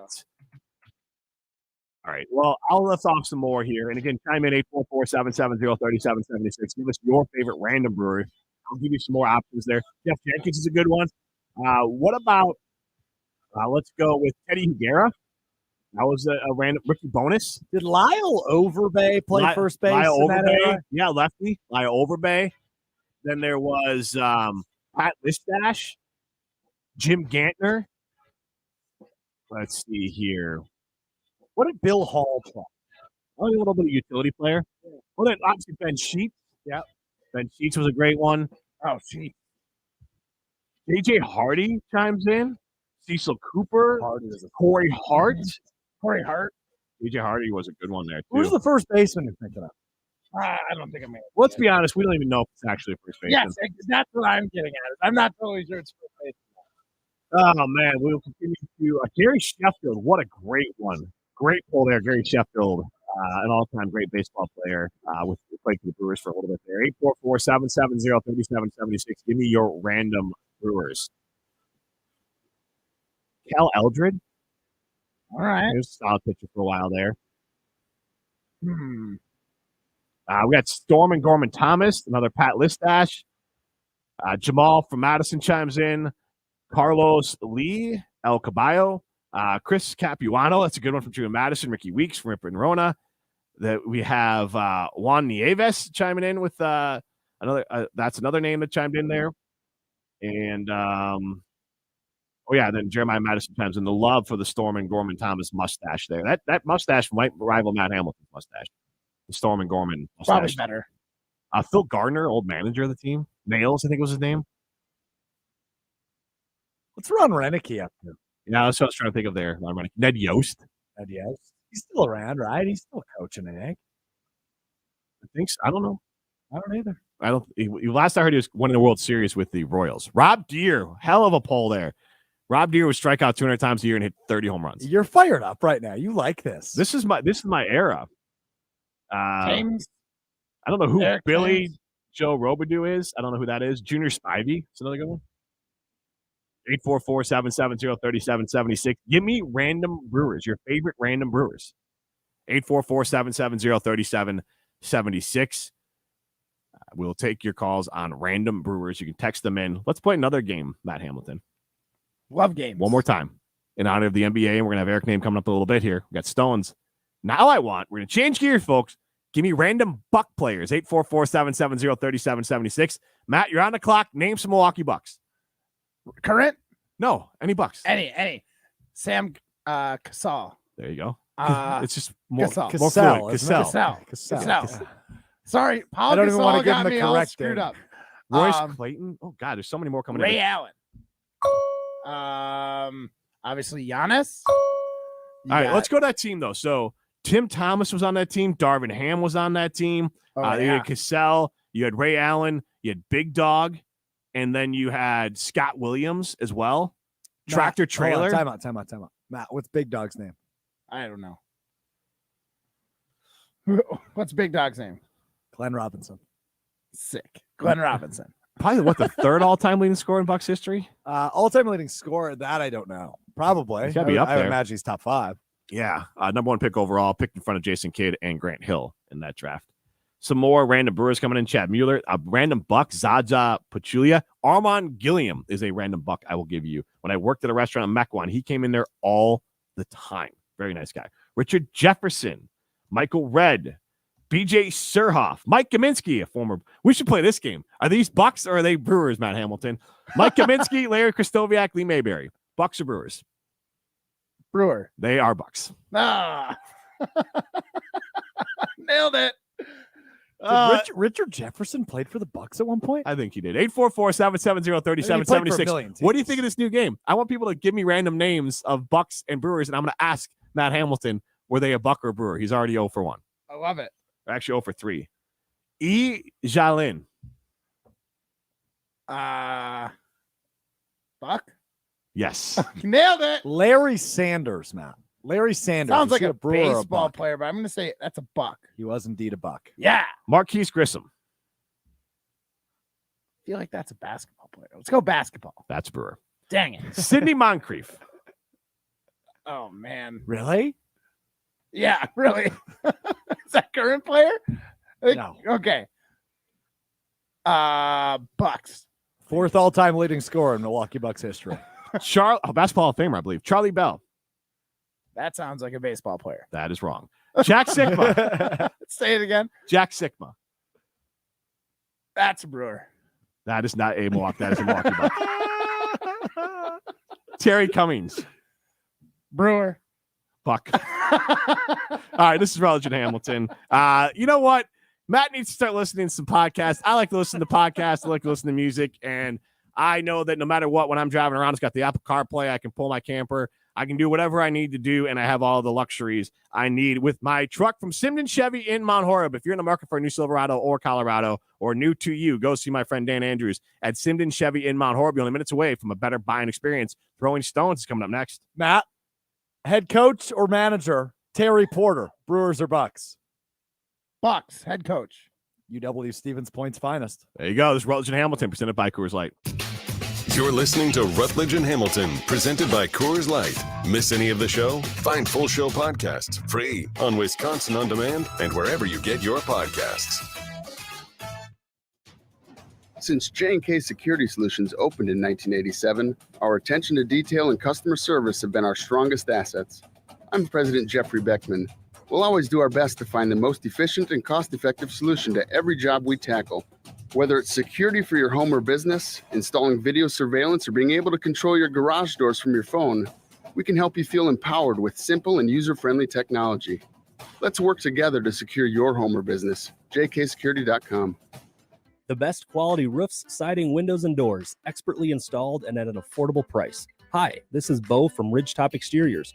Integrity, excellence, quality, and community are what we value here at Ridgetop because we want to do a great job to help our friends and neighbors. We always want to exceed expectations because customer service is our number one goal. We're trusted local experts you can count on for your home exterior projects. Thanks for choosing Ridgetop Exteriors for your home's next project. Go to ridgetopexteriors.com for a free estimate. Hey, Matt Hamilton here. And whether I'm in the gym curling dumbbells or out on the ice curling stones, Iron Jock is my go-to apparel to stay stink-free. Their state-of-the-art silver ion technology is guaranteed to keep you feeling fresh and provide odor-fighting protection for as long as you own it. As a Wisconsin-based company, Iron Jock provides high-quality performance apparel that's designed from the inside out. Visit ironjock.com to get your Iron Jock apparel and use code ESPN25 for 25% off. Iron Jock. It's what's inside that matters. Clinical trials are essential to advancing medications, vaccines, and devices. LabCorp has been conducting clinical trials for over 40 years and has helped bring many of the medications we use today to market. You may be compensated up to $19,250 for time and participation in trials. At LabCorp, your safety is the number one priority. Learn more about how you can help advance the future of medicine at LabCorpClinicalTrials.com. That's LabCorpClinicalTrials.com. Whether it's football or basketball season, Tanner's Bar and Grill in Middleton is the place to be, and they've now relocated to a brand new location right across the street from Costco. You'll experience the same great everything from burgers to wings and cold brew. Tanner's is sure to satisfy your cravings and provide the best atmosphere for all of the big games.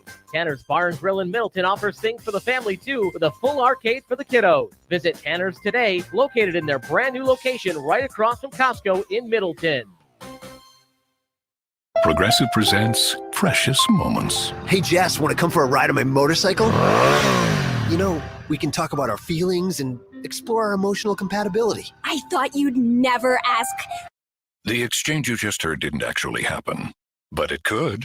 Bundle your home and other vehicles with Progressive and you could use the savings to make sure the motorcycle is always ready for your dream girl. So keep the dream alive and the savings coming with Progressive. Progressive Casualty Insurance Company, affiliates, and other insurers. Finding great people to hire can be like trying to find a needle in a haystack, but not with ZipRecruiter. Their powerful matching technology delivers so many qualified candidates. It's like finding a needle in a needle stack. In fact, 4 out of 5 employers who post on ZipRecruiter get a quality candidate within the first day. For less hay and more needles, head to ZipRecruiter. And right now, you can try ZipRecruiter for free. That's right, free. At ZipRecruiter.com/free. That's ZipRecruiter.com/free. You're listening to Rutledge and Hamilton, presented by Coors Light on 100.5 ESPN. Brought to you by Metro Kia of Madison, Madison's trusted Kia dealership.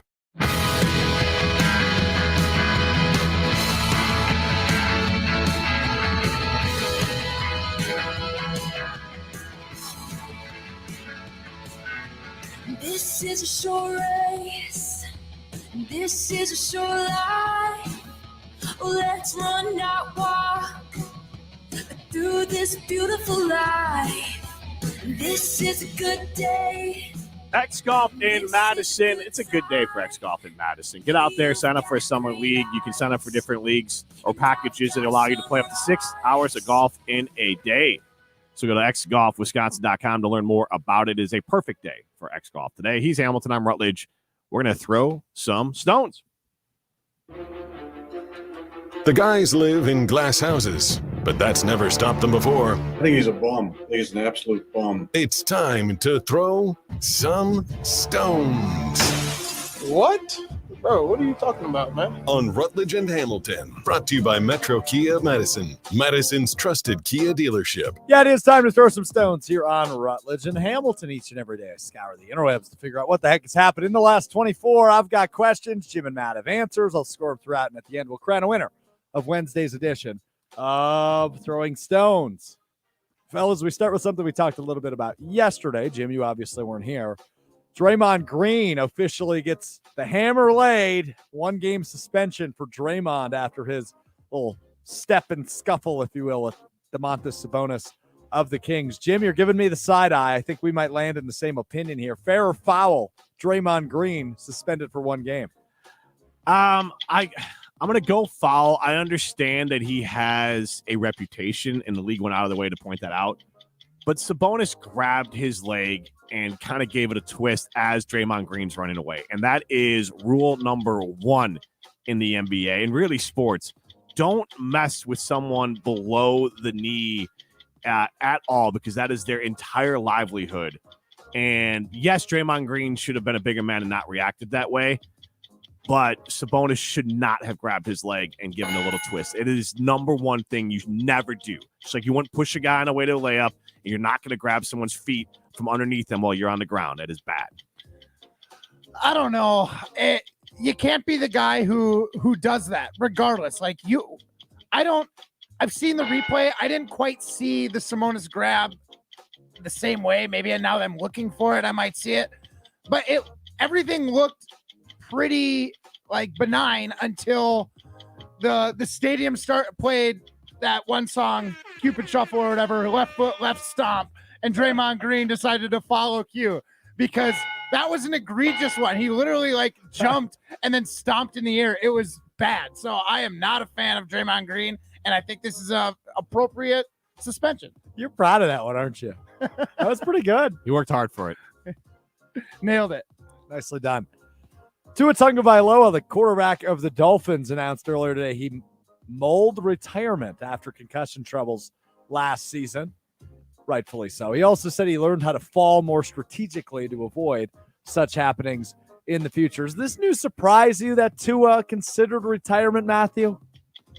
Absolutely not, especially after our guy Chris Borland made everyone aware that it's a real thing, even for players that are fresh out of college and still young in the NFL. So we watched Tua take some crazy hits last year. The thing that surprised me most is that he said he had learned how to fall. Well, the way you learn how to do something is by doing it. So how many more concussions did he get learning how to fall until he's finally got it figured out? So I don't know what he did to learn how to fall, but it's a dangerous game. And with all the concussions he had last year, I do not blame him one little bit for thinking about retirement. Learning how to fall to avoid concussions or injury is not necessarily that new. So it's really just mainly about protecting your head on that. Tuck your chin. And I mean, I think Justin Fields, running quarterbacks, talked about it too. Also having your head on a swivel, but just getting down. Like, don't go for those extra yards because that's when someone can take that extra hit on you, that someone might surprise you. Because Justin took a nasty one in college, not so much in the NFL, but he got knocked out of the game with a concussion in college. Someone came out of nowhere and cracked him across the head. Same thing, though. He was taught a little bit more how to basically, tuck your head in and then use your elbows and fall on that instead of your head there. So I'm not shocked at all that Tua thought of retirement. I'm actually happy to hear that. That means it's a thoughtful decision for him to come back. And hopefully, you fall a little different. You've said it before about falling on the ice. Like, you have advice for that. And you got to turtle, tuck that chin. But some people, tuck your arms, like tuck your I even chin. look at my kids, and some kids fall, I think, just a little bit more intuitively than others. And some kids are falling, and they're like Bambi out on the ice or grass, and everything just goes everywhere, and they fall and hurt themselves. And other kids just ball up, and they're fine. Yeah. Today is National Banana Day. Bananas. Nice. Savannahs. We heard from Z and the D yesterday about his banana hammock, but that's beside the point. Ugh. Yeah, what was that? Yeah, you don't want to know. Yeah, did you get the video? Yeah, I Did you stopped watch it the immediately. video? No, I turned it on. So what is I think this? I got about 2 seconds. Yeah, it's about the same. Yeah. I almost burned my phone. So banana hammocks aside, where does bananas rank in terms of like fruit tiers? Is it actually a good fruit, or do we just eat it because it's healthy? Like, where would you power rank, I guess, the banana in terms of fruit? Whoever wants to jump in. The banana is pretty much a DFL fruit. Really? It is got a ton of nutrients, like you said, in it, and it's very useful in a lot of other applications but it's not a good fruit. Like, I will judge you, and I will probably throw you on the do not trust list if I ask you your top 5 favorite fruits and bananas in the top 5. I don't love it. I'm fine with people enjoying banana. I enjoy pretty much all fruit, but bananas, bottom tier. Tell me you're a food snob without telling me you're a food snob. I don't know if bananas is my top 5, but it is healthy. It is convenient grab and go. It is inexpensive. It's probably the fruit that's eaten most at our house, at least during the weekdays, because that's the one you can do a lot of different ways. You can cut it up, put it on a piece of toast. You can cut it up. They can dip peanut butter in it. They can do a lot of different things with it. You're right, though. On the weekend, when you have more time, blueberries, blackberries, strawberries, the berries are out there. But for sheer taste matched with nutrients, matched with the just convenience of it, it's not a bottom tier. It's a mid fruit. Well, it's not a high tier for all that, but I'm going purely off taste. Yeah, but that's meh. But it's more than a meh taste, but it's also so healthy and convenient. It moves up on my list because you can just grab it and take it. Like today, my youngest was not eating her breakfast well. I said, grab the banana, take it with you, and finish on the way to school. Yeah. And just toss the peel when I get home. You know, if you boiled that peel, you can use that for your plants around the house. Here we go. Full of potassium and phosphorus. Who the hell's putting banana peels in their plants? It's really good People for your without plants. children. It's really good for your plants. I'm getting home to clean up and then get ready for work and not trying to boil banana peels and put it in plants. It's good tea, too. Okay. I'll just make a tea. Fine, guys. All right. Pardo, Jim. I'll bring you my banana peels from now on. There you go. No, thank you. Jim, what animal are you most terrified of? Good question. I guess I would go with, just from when you're a youngster, sharks. There's a psychological aspect to it as well. Hey, what's that? Well, every human being, you fear, you can't see it. It's underwater. There's a psychological, it is the unknown, it is subconscious, it is below the water. And so there's a natural fear of anything below the water, in the ocean specifically, or in a lake or whatever, because you don't know what's below you. It can come up and grab you. It does represent subconscious. And obviously shark death sounds pretty violent and horrendous. So even being attacked, not like I want to live through that. The trauma would be pretty horrendous. So I would say I'm not out here actively afraid of animals, but a shark seems like the most likely I would encounter in the wild, although I don't think I'm going to encounter a shark in the wild. Fails to neglect the deadliest animal on the planet, the mosquito. Are you kidding me? How is it not a mosquito? It kills more people than every other animal insect. combined. It's an animal. It is an animal. I'll let it fly, but this is a horrible pick. No, seriously, they are the most dangerous animal on the planet. You can Google it. The But mosquito you're not should afraid scare of you more than mosquitoes. anything. It But should. you're not afraid. It should. I'm not saying it should. I'm asking you to dive into yourself, be a little introspective for a moment, and tell me what animal you're most afraid of. You do not go outside in the summer because mosquitoes will bite you. Oh, but I should consider it. It's a load of crap, and you know it. All right. I don't know. Probably like a crocodile more than anything. A crocodile or an alligator. It's exactly what I wanted. Can you tell the difference between two? I can't. One is a longer snout, right? Yeah, that's crocodile. It's Alligators more are a little bit wider snouts and just chunkier looking, less aggressive. I saw a picture of one of them. I don't know which one. On a shore, and it just, I'm terrified of them. That's what made me ask this question. If I was in Florida, I'd probably say that because there's definitely, it's not like deer down there, but I've definitely seen 2 or 3 crocodiles in the wild in my life in Florida. Like they weren't that close. Just feel like or alligators. if you're gonna get eaten by something, I feel like it would be faster with a shark. Yeah, Like, I you feel like hear the stories behind an alligator or crocodile. Man. They grab you, they'll drag you And then underwater, and spin. basically drown you. And then they spin. Yes. Well, that's part of their drowning process. Yeah. is they're trying to drown you. I think And- it would be way more gruesome to go down to a crocodile Yeah. than a shark. I lost it with mosquitoes. You sure did, pal. Congratulations, Jimmy. Welcome back. Thank you. I'm a winner. Eric names a winner. Bucks need to win tonight. Yeah, they do. I hate the Heat so much. We can ask Eric about that. They're the worst. We'll also ask Eric if he can name a random buck or two. This is Rutledge and Hamilton, presented by Coors Light. You're listening to Rutledge and Hamilton, presented by Coors Light. The mountains are blue, and we can prove it. Follow the show on Twitter at Jim and Matt. North and South Seafood and Smokehouse is the official barbecue and seafood and smokehouse of Rutledge and Hamilton. Make sure to listen every Wednesday for your chance to win a $50 gift card to North and South Seafood and Smokehouse in Madison, Verona, and DeForest. North and South Seafood and Smokehouse. Finding great people to hire is like trying to find a needle in a haystack. It's pretty difficult, right? Well, ZipRecruiter has mastered finding a needle in a haystack, so they take it to the next level. They make hiring so simple that it's like finding a needle in a needle stack. And that's why you should try ZipRecruiter for free at ZipRecruiter.com/free. Here's what it's like to use ZipRecruiter. They have so many qualified candidates that it's easier to find the right ones for your roles. In fact, 4 out of 5 employers who post on ZipRecruiter get a quality candidate within the first day. That's a lot of needles. So how do they do it? ZipRecruiter's powerful technology sends you candidates who are a great match for your job, and you can even invite your top choices to apply. So if you want less hay and more needles, head to ZipRecruiter. And right now, you can try ZipRecruiter for free. That's right, free. At ZipRecruiter.com/free. That's ZipRecruiter.com/FREE. ZipRecruiter.com/free. ZipRecruiter, the smartest way to hire. From color-changing alexandrite to shimmering zircon and everything in between at Chalmers Jewelers, you'll find high-quality, affordable, one-of-a-kind pieces. We source straight from the gem cutters, and we manufacture in-house from start to finish. As the manufacturer, we believe in truth in pricing. Never pay more for quality and stunning, beautiful jewelry. She's one of a kind, and so should her jewelry be. While others may send your jewelry dreams to someone else to make, with us, your dreams become reality with the help of our custom jewelers, with you involved the whole way. With a staff that has over 200 years of combined experience, why buy from a place that marks up jewelry made by the thousands? When you can buy direct from Chalmers for that one-of-a-kind piece that is better quality, often for less.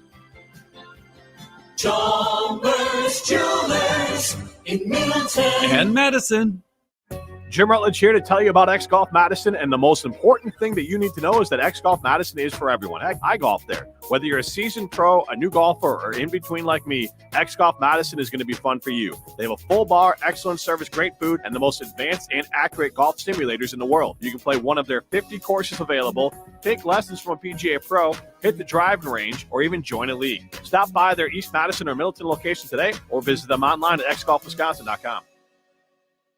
You're listening to Rutledge and Hamilton, presented by Coors Light on 100.5 ESPN. Brought to you by Ridgetop Exteriors.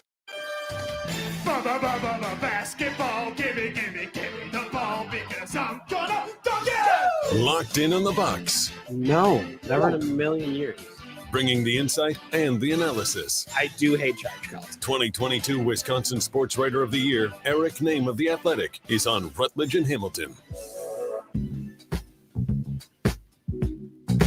It is Eric Name. We share our hatred of charge. And I want to talk to you about charge calls in a minute, Eric Name.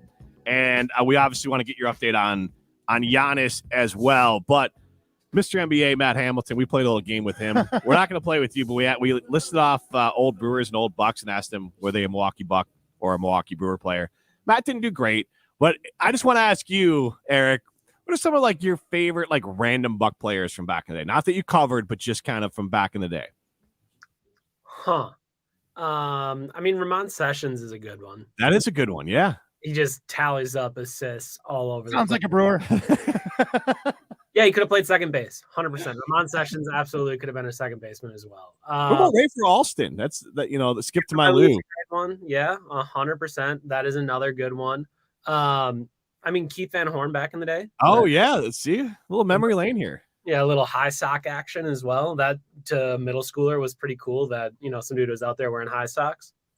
I'll get you off the hook there. I would say that the favorite Buck player I covered. I wasn't covering the Bucks at the time. I was down in Miami, but I always loved when Andrew Bogut came around because he's just such an introspective, interesting guy and just didn't give generic answers. At least when he was, I can't speak all the time, but when he was down, he was just an interesting guy to talk to, and the accent always made it more interesting. Yeah, I mean that's an all-time open book as far as players go in the league. Bogut loved talking about everything, anything at any time. So yeah, that's an all-time quote there. The Utah connection there for the Milwaukee Bucks with Keith Van Horn and Andrew Bogut. So let's get to Giannis here. What's the latest you have from us? Yeah, I mean, you're looking at a guy that was doubtful yesterday, questionable now in the middle of the day today. Throughout all of this, Mike Budenholzer has been optimistic, which I'm not going to say is like like a clear sign of anything, but it is unusual for Bud. Typically, when Mike Budenholzer talks about an injury status or what's going on with the player, it is very vague. It is as little information as possible. There's never any sort of like hedging in any direction. So it was weird to kind of hear him say like, oh, we are actually optimistic. And to me, I think a lot of it comes down to kind of what our guy Sham Shrani at The Athletic reported, is that, this is probably going to be a pain tolerance thing. Like more than, obviously the MRI came up clean, the X-ray came up clean. Like there's no damage in those two ways. We're just talking about a contusion, which is a bone bruise. So we're talking about a tailbone, a low back bruised, and it's going to be very serious. Like it's going to hurt a lot. If you watch the play, you saw him fall from about 4 feet in the air, straight down on that low back. So to me, if it's a pain tolerance issue, those tend to be the moments where Giannis does stuff that no one really thinks is possible. Throughout his career, that's kind of been what he does. If he can play, he will go out there and play. But maybe the pain is too much. Like those are things that can happen. Maybe all of this was gamesmanship throughout the day, that, in the lead up to the game, they wanted the Heat to think he was doubtful and not prepare that hard. And then today they wanted to call him questionable and really make them prepare hard. Like all of those things could be possible. So yeah, I mean, he's that questionable. I'm sure that, I'm going to get to the gym 2.5 hours early, and we're going to see if Giannis is out on the floor. And if Giannis is out on the floor, that means there's a chance that he'll play. And then, another 30, 40 minutes later, we'll talk to Mike Budenholzer, and he will tell us whether or not, Giannis is going to be a game time decision, whether he's going to be out, whether he's going to play. And then if he is a game time decision, well, we're going to wait until 30 minutes before the game. So how these things tend to go in the playoffs is you are going to string that out as long as possible, as long as you can keep the other team guessing, even though maybe it's silly, right? Like, I don't think the Heat are like, oh man, what are we going to do if Giannis isn't out there? Oh, like how are we going to be ready for that? It's largely, you're planning for Giannis to be out there. And I'm sure that's how the Heat have kind of handled the last couple of days. Yeah. So that kind of leads me into one, can the Bucks get it done? Say Giannis is out for the series. Can the Bucks get it done against the Heat without Giannis? And if not, how long can they hold off and stay in this? Because I feel like they can win it tonight at home, but once you start mixing these road games in, and the longer Giannis is out, the harder it could seem. Yeah, I mean, I think for me, the big thing is going to be what the Bucks do defensively going forward. I just thought it was, a really poor performance from them. We're talking about a team that's 25th in offensive efficiency throughout the season. And yeah, they kind of got in a groove a little bit at the end of the season in the Miami Heat, but overall, they haven't been a good offensive team. And they come out and score 130 points. That's the fourth time all season they've scored 130 points. They did 3 times in the regular season. Fourth time was on Sunday against the Bucks. And they shot 60% from the 3-point line. They let Jimmy Butler leak out and get a bunch of easy dunks and layups. They let Jimmy Butler get to the rim. I just thought it was an unfocused defensive performance. And I think, if they take care of that, if that is better going forward, like Javon Carter today at Shoot Around said, we got to treat it like a playoff game. We played Sunday like it was a regular season game. And I mean, if you're talking about stole my next question. If you're talking, I was literally just going to ask about that quote in your story. I mean, if you're going to talk about brutally honest quotes, like what the Bucks are thinking as a team, they are thinking we did not play hard enough on Sunday. And I think one of the things that you kind of see when you watch the film, when you watch the video, is, to me, that they really outthought themselves. And this is something Jay Crowder said as well. Like, we were thinking about their second action and their third action, and the Heat do a lot of cool stuff, right? They run a lot of dribble handoffs, They run a lot of people off screens. They have great backside action. They are thinking about how to make like an intricate, difficult to cover offense. But none of that matters if you let Jimmy Butler just walk to the basket. Like if you just give him that other stuff doesn't matter. And I just thought it was a situation where they believed that they could outthink the Heat.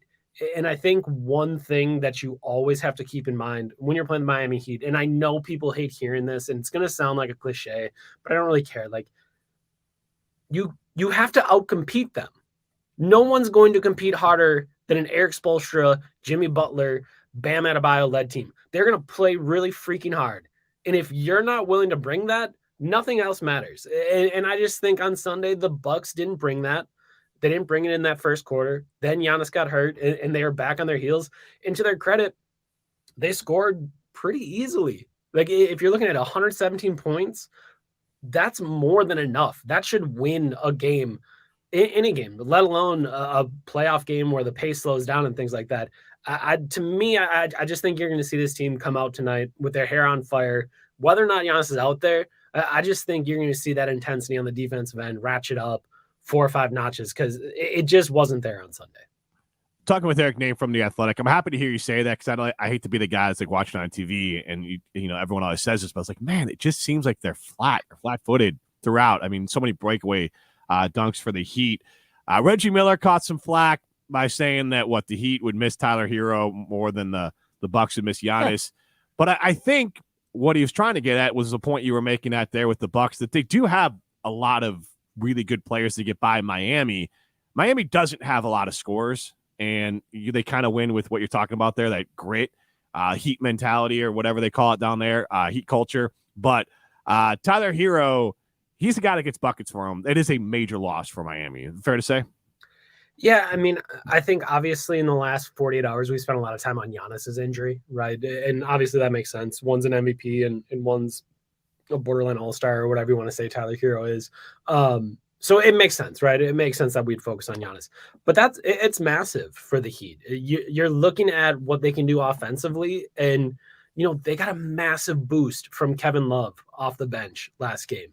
And Kevin Love shot the ball really well from the three-point line. He pick and pop them in a way that, you know, can really make the Bucks defensive strategy and scheme struggle. And I don't think that's going to happen again in game 2. Like the Bucks know that they're ready for that. And when you can take away the looks that a team has schemed open, that means you need talent. That means you need creativity. That means you need someone that can create off the bounce, create for themselves. And Hero was one of those guys. And obviously the Heat will lean on other guys. Gabe Vincent had a great game as well. You know, they have a guy in Duncan Robinson that, while he has been out of the rotation and in the rotation and out of the rotation and back and forth the last couple of years, he's a guy that can really shoot the basketball. So they're creative. They're going to find other ways to make it tough. But when you can't scheme guys open across a playoff series, you just have to have talent. And Tyler Hero is one of those creative guys that could really create something for himself. Yeah. I always go back and I think about like which injury would be more devastating to a team. And like, yes, Giannis is one of the best in the game right now, but like what you do for your team is like, it's not a constant. It's not, there isn't a basis between the two players. So I'm honestly don't think he's totally wrong saying Tyler Hero out is going to be a massive hit for the Heat. My question is, when a guy like Giannis goes down, I feel like you should have players that step up and move into that, like a little more point scorer role. We had Middleton, who had 33, and Bobby Portis had a great game with 22 on the bench. But I kind of look at like Brook Lopez as like the guy on the team. When he's rolling, I don't see the Bucks losing or doing like at least losing in the fashion that they did. So how do they, and are they thinking about getting Brook Lopez more involved in this offense? Because he didn't have a ton of looks the other night and only walked away with 10 points. Yeah, I think when you kind of see what Brook had, you know, it was an off shooting night from the 3-point line, which is always going to obviously take that number down a little bit. I don't think that will happen again. He is a very good shooter. So I think that'll come back up. But I think one of the other things you look at is just how focused Bobby Portis was on getting points and getting to the basket and getting to his spot. I think when he came in with Chris Middleton, and again, Chris Middleton does a great job kind of getting guys involved, and that can be a little bit different when Giannis is out there, just because Giannis needs space rather than, someone to dump it down to. I just think the way that Portis was aggressive and looked for his shots, like, that's a Heat team that doesn't have a ton of size. There was a reason why he was able to be successful doing that. And I wouldn't be shocked, tonight, whether or not Giannis is perfectly healthy or whatever, right? Like, if he is, great. And if he isn't, like, I do think Brook is someone that they can lean on in that way. And the Heat will send double teams and do all the things that they do. But, if Brook is aggressive, assertive, and, makes up his mind, he's decisive, I think he can have some big games against this Heat team, just because they don't really have the requisite size to slow down the big guys that the Bucks have. Right.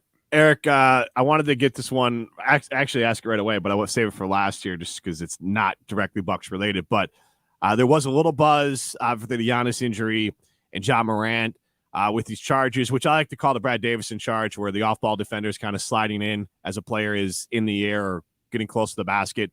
It just kind of feels almost like the shift in baseball, where it's just a bastardized version of what the NBA or the rule is supposed to be. That the charge was, hey, move your feet, get in front of a guy dips his shoulder, or you beat him to the spot. That's a charge. Now it's getting dangerous. Before it was annoying, now it's getting dangerous. Do you think it's something that could be regulated a little bit out of the game in this next offseason as they kind of take a look at the rules committee? So I think the tough part is that they've made it really hard to play defense right now. That overall, with hand checks getting peeled back over the last 20 or so years, it's been harder on the ball to stay in front of people, just because you can't use your hands, you can't use your hips, you can't kind of do all of the things that, the old school tough-minded defensive guards like a Gary Payton used to be able to do, right? Mm-hmm. You can't do that anymore. So that's opened up the game more, that's opened up spacing more, and, you can go up and try to challenge some of these dudes, but if they have such a big runway, your kind of last resort is to take a charge. And obviously, as the intro of this segment shows, I don't love charges. That's not something that I'm a big fan of, but I think what you got to do is like balance out the scales, right? If you are going to you're going to take out the charge, and I don't necessarily know that you have to take it out. I think I would move the restricted area up a little bit. I would make it a square. And instead of making it, like the circle, you'd bump it out a little bit, but I would start, calling hand checks. I think one thing that has really opened up offenses is just about every dribble handoff is an illegal screen, whether it's the Bucks running it, whether it's the Heat running it. If you watch tonight, watch a dribble handoff, I can almost guarantee you Brook Lopez, Bobby Portis, Bam Adebayo, or Kevin Love are setting an illegal screen. I think just by the letter of the law. And I just think if you are going to take out the charge, then you got to call illegal screens. You got to let more hand checks go. Like, you have to find a way to find the balance, because if you keep taking away the rights of defenders, it's just going to be. And again, I want people to understand that there's very high level defense played in the NBA. Yes. Like it's very high level. It's so much better than college. I can't even truly explain it. And I certainly don't have enough time in this segment. So there is defense played in the NBA, but they're so talented as scorers that if you don't let them play some defense, I think it turns into a homogenous product that people aren't really going to love. You're not going to have the different identities. You're not going to have the different styles of offense. So I'm down with getting rid of the charge, but if they get rid of the charge, I think you got to bring some other stuff back and let defenders be a little bit more physical on the ball. So, like, when you mention illegal screens for my non-NBA fans, that's because their feet aren't set, right? And that's so a lot of illegal part of the screen. So a lot of times what you're going to watch, and especially on dribble handoff. So on a dribble handoff, you're going to have a big man with the ball around the elbow. You're going to have someone down in the corner. They're going to whip around that in a U shape. And essentially what's going to happen is when they hand it off, their feet might be still, but maybe their right shoulder leans out a little bit. Or maybe their left shoulder leans out a little bit. Or maybe they stick out their hip. Or maybe they put their knees further out, like bend down and make it. Giannis is very good at it. Like If you watch the width of a Giannis screen, I can only imagine. I mean, that dude is taking up 6 feet of space. There's no way you can get around it. So overall, you're just looking at, something that isn't meant to look like that. You're looking at, and again, feet might be set, everything might be fine, but it's about how you're moving your body and manipulating other parts of your body to take up more space and illegally manage to hit someone or hit a defender trying to get through it. Right. Matt, that's a good question because I was going to explain it to you off the air. Eric, thanks so much for hopping on. Hopefully we got some good news to be talking about next time you join us. Yeah, absolutely. Can't wait. All right, that's Eric Name from The Athletic. This is Rutledge and Hamilton, presented by Coors Light.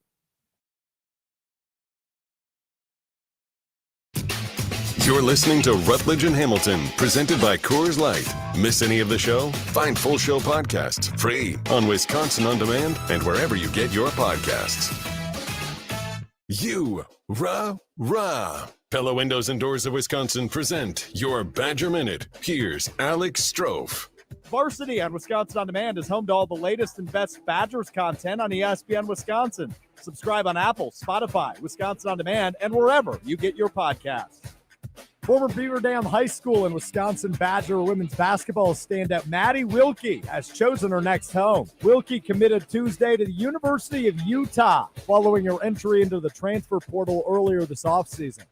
Wilkie has 3 years of eligibility left and will be able to play immediately after ranking third on the Badgers in scoring this past season with over 11 points per game. Wilkie chose the Utes over Marquette, Michigan, Minnesota, and Stanford and will join a team that was just in the Sweet 16. Right now at Pella Windows and Doors of Wisconsin. Order by April 30th and get 0% APR for 48 months. Visit PellaWI.com/radio.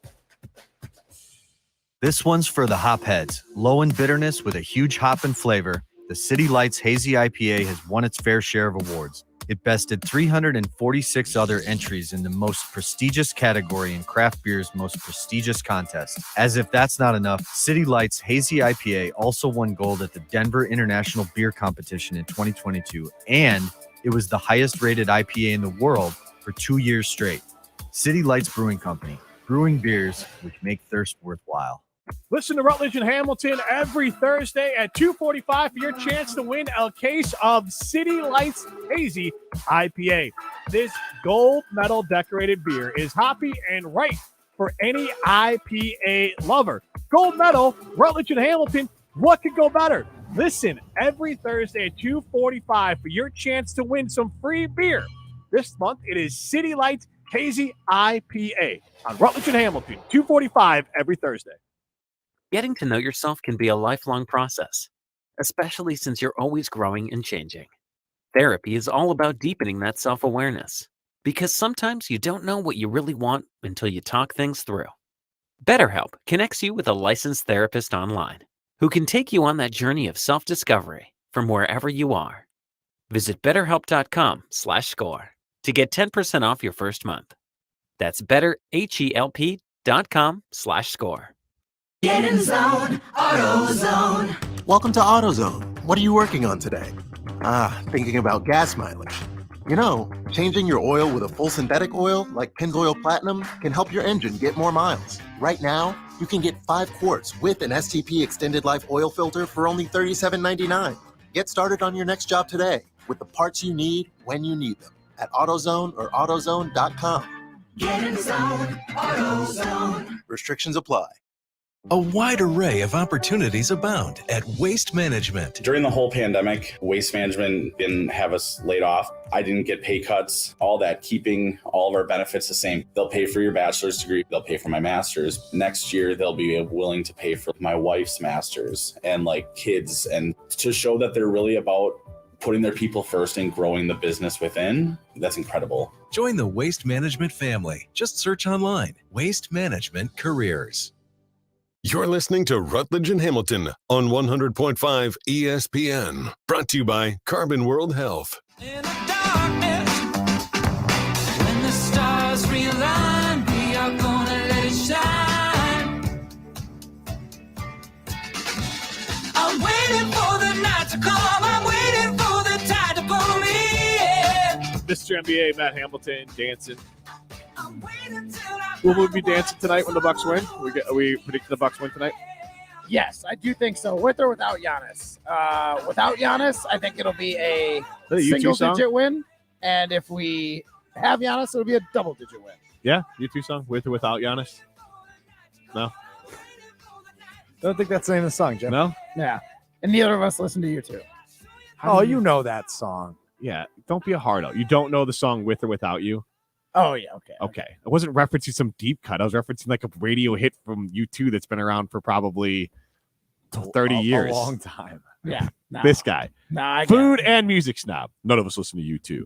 I don't either, but you know the song. Goodness gracious. Did it grind your gears as much as it grinded mine when Apple Music just gave you that U2 thing? Yeah. That's why everyone hates it. Was just like play. That's why everyone hates U2. Is because no. There was more before. That's why everyone hates Apple Music. Yeah. Yeah, but then U2 did not get any good pub South for having that Park's just jammed in it. South Park's rendition of Bono is what made me hate U2. And I don't know enough about them. They have like 4 songs I know. The Badger football team. Did they come out last year to it? Maybe The they'll mix Streets it up. Have No Name. Yeah, they'll probably mix it up now. We'll see. Because it was an old Brett Bielema, and then it kind of carried to Gary Anderson, but it was Bielema recruits, but then Paul Christ and the Bielema, so there was kind of an era, but it's left over from I believe Brett Bielema when they came out with When the Streets Have No Name. I wouldn't mind mixing it up. Yeah, that'd be nice. Yeah, it's just been around for too long, and for me, it's that's not iconic. 844-770-3776. When you think of iconic songs at a Badger game, obviously Jump Around, Sweet Caroline, Build Me Up Buttercup, Varsity. I know you hate it. Is that a song? Is that a song? Is that like some sort of a song? Chant? It's a song. No, it's a song. It's to music. It's like the honorary school song. Did your school have a song? As in UW Stevens Point? Yeah. We did. I don't know it, though. Yours? Madison College? Yeah. I don't think so. How about Florida Atlantic, Jim? I think we're too new for it. Oh, The universities in that. Owls, we love our brewing owls. Woo, woo. That's it. I think we just did it. There you go. That we can all sing that together next time. Yeah. It is a little bit, and I'd have no problem with singing it, but I always feel like a little, I don't know, it's just something weird about it. It's a little chanty, Varsity. But it's like everything else is a chanting song. I know it's of an era. It's just Yeah. Oh no. it's fine. again, I understand it's just part of what the Wisconsin experience is. But I still don't know whether to sing it or not. I feel like I'd mostly just get up and rock with everybody. But are you allowed to sing it if you're not an alum? I wouldn't sing it as not an alum. I get up. Huh. I'll rock with it. Yeah. Lean with it and rock with it. Nice. TNT, Derek Engler chimes in with Badger games and Fireflies at night games from Indiana to Madison. This has been Rutledge and Hamilton, presented by Coors Light. Scalzo and Brust coming up next. See ya.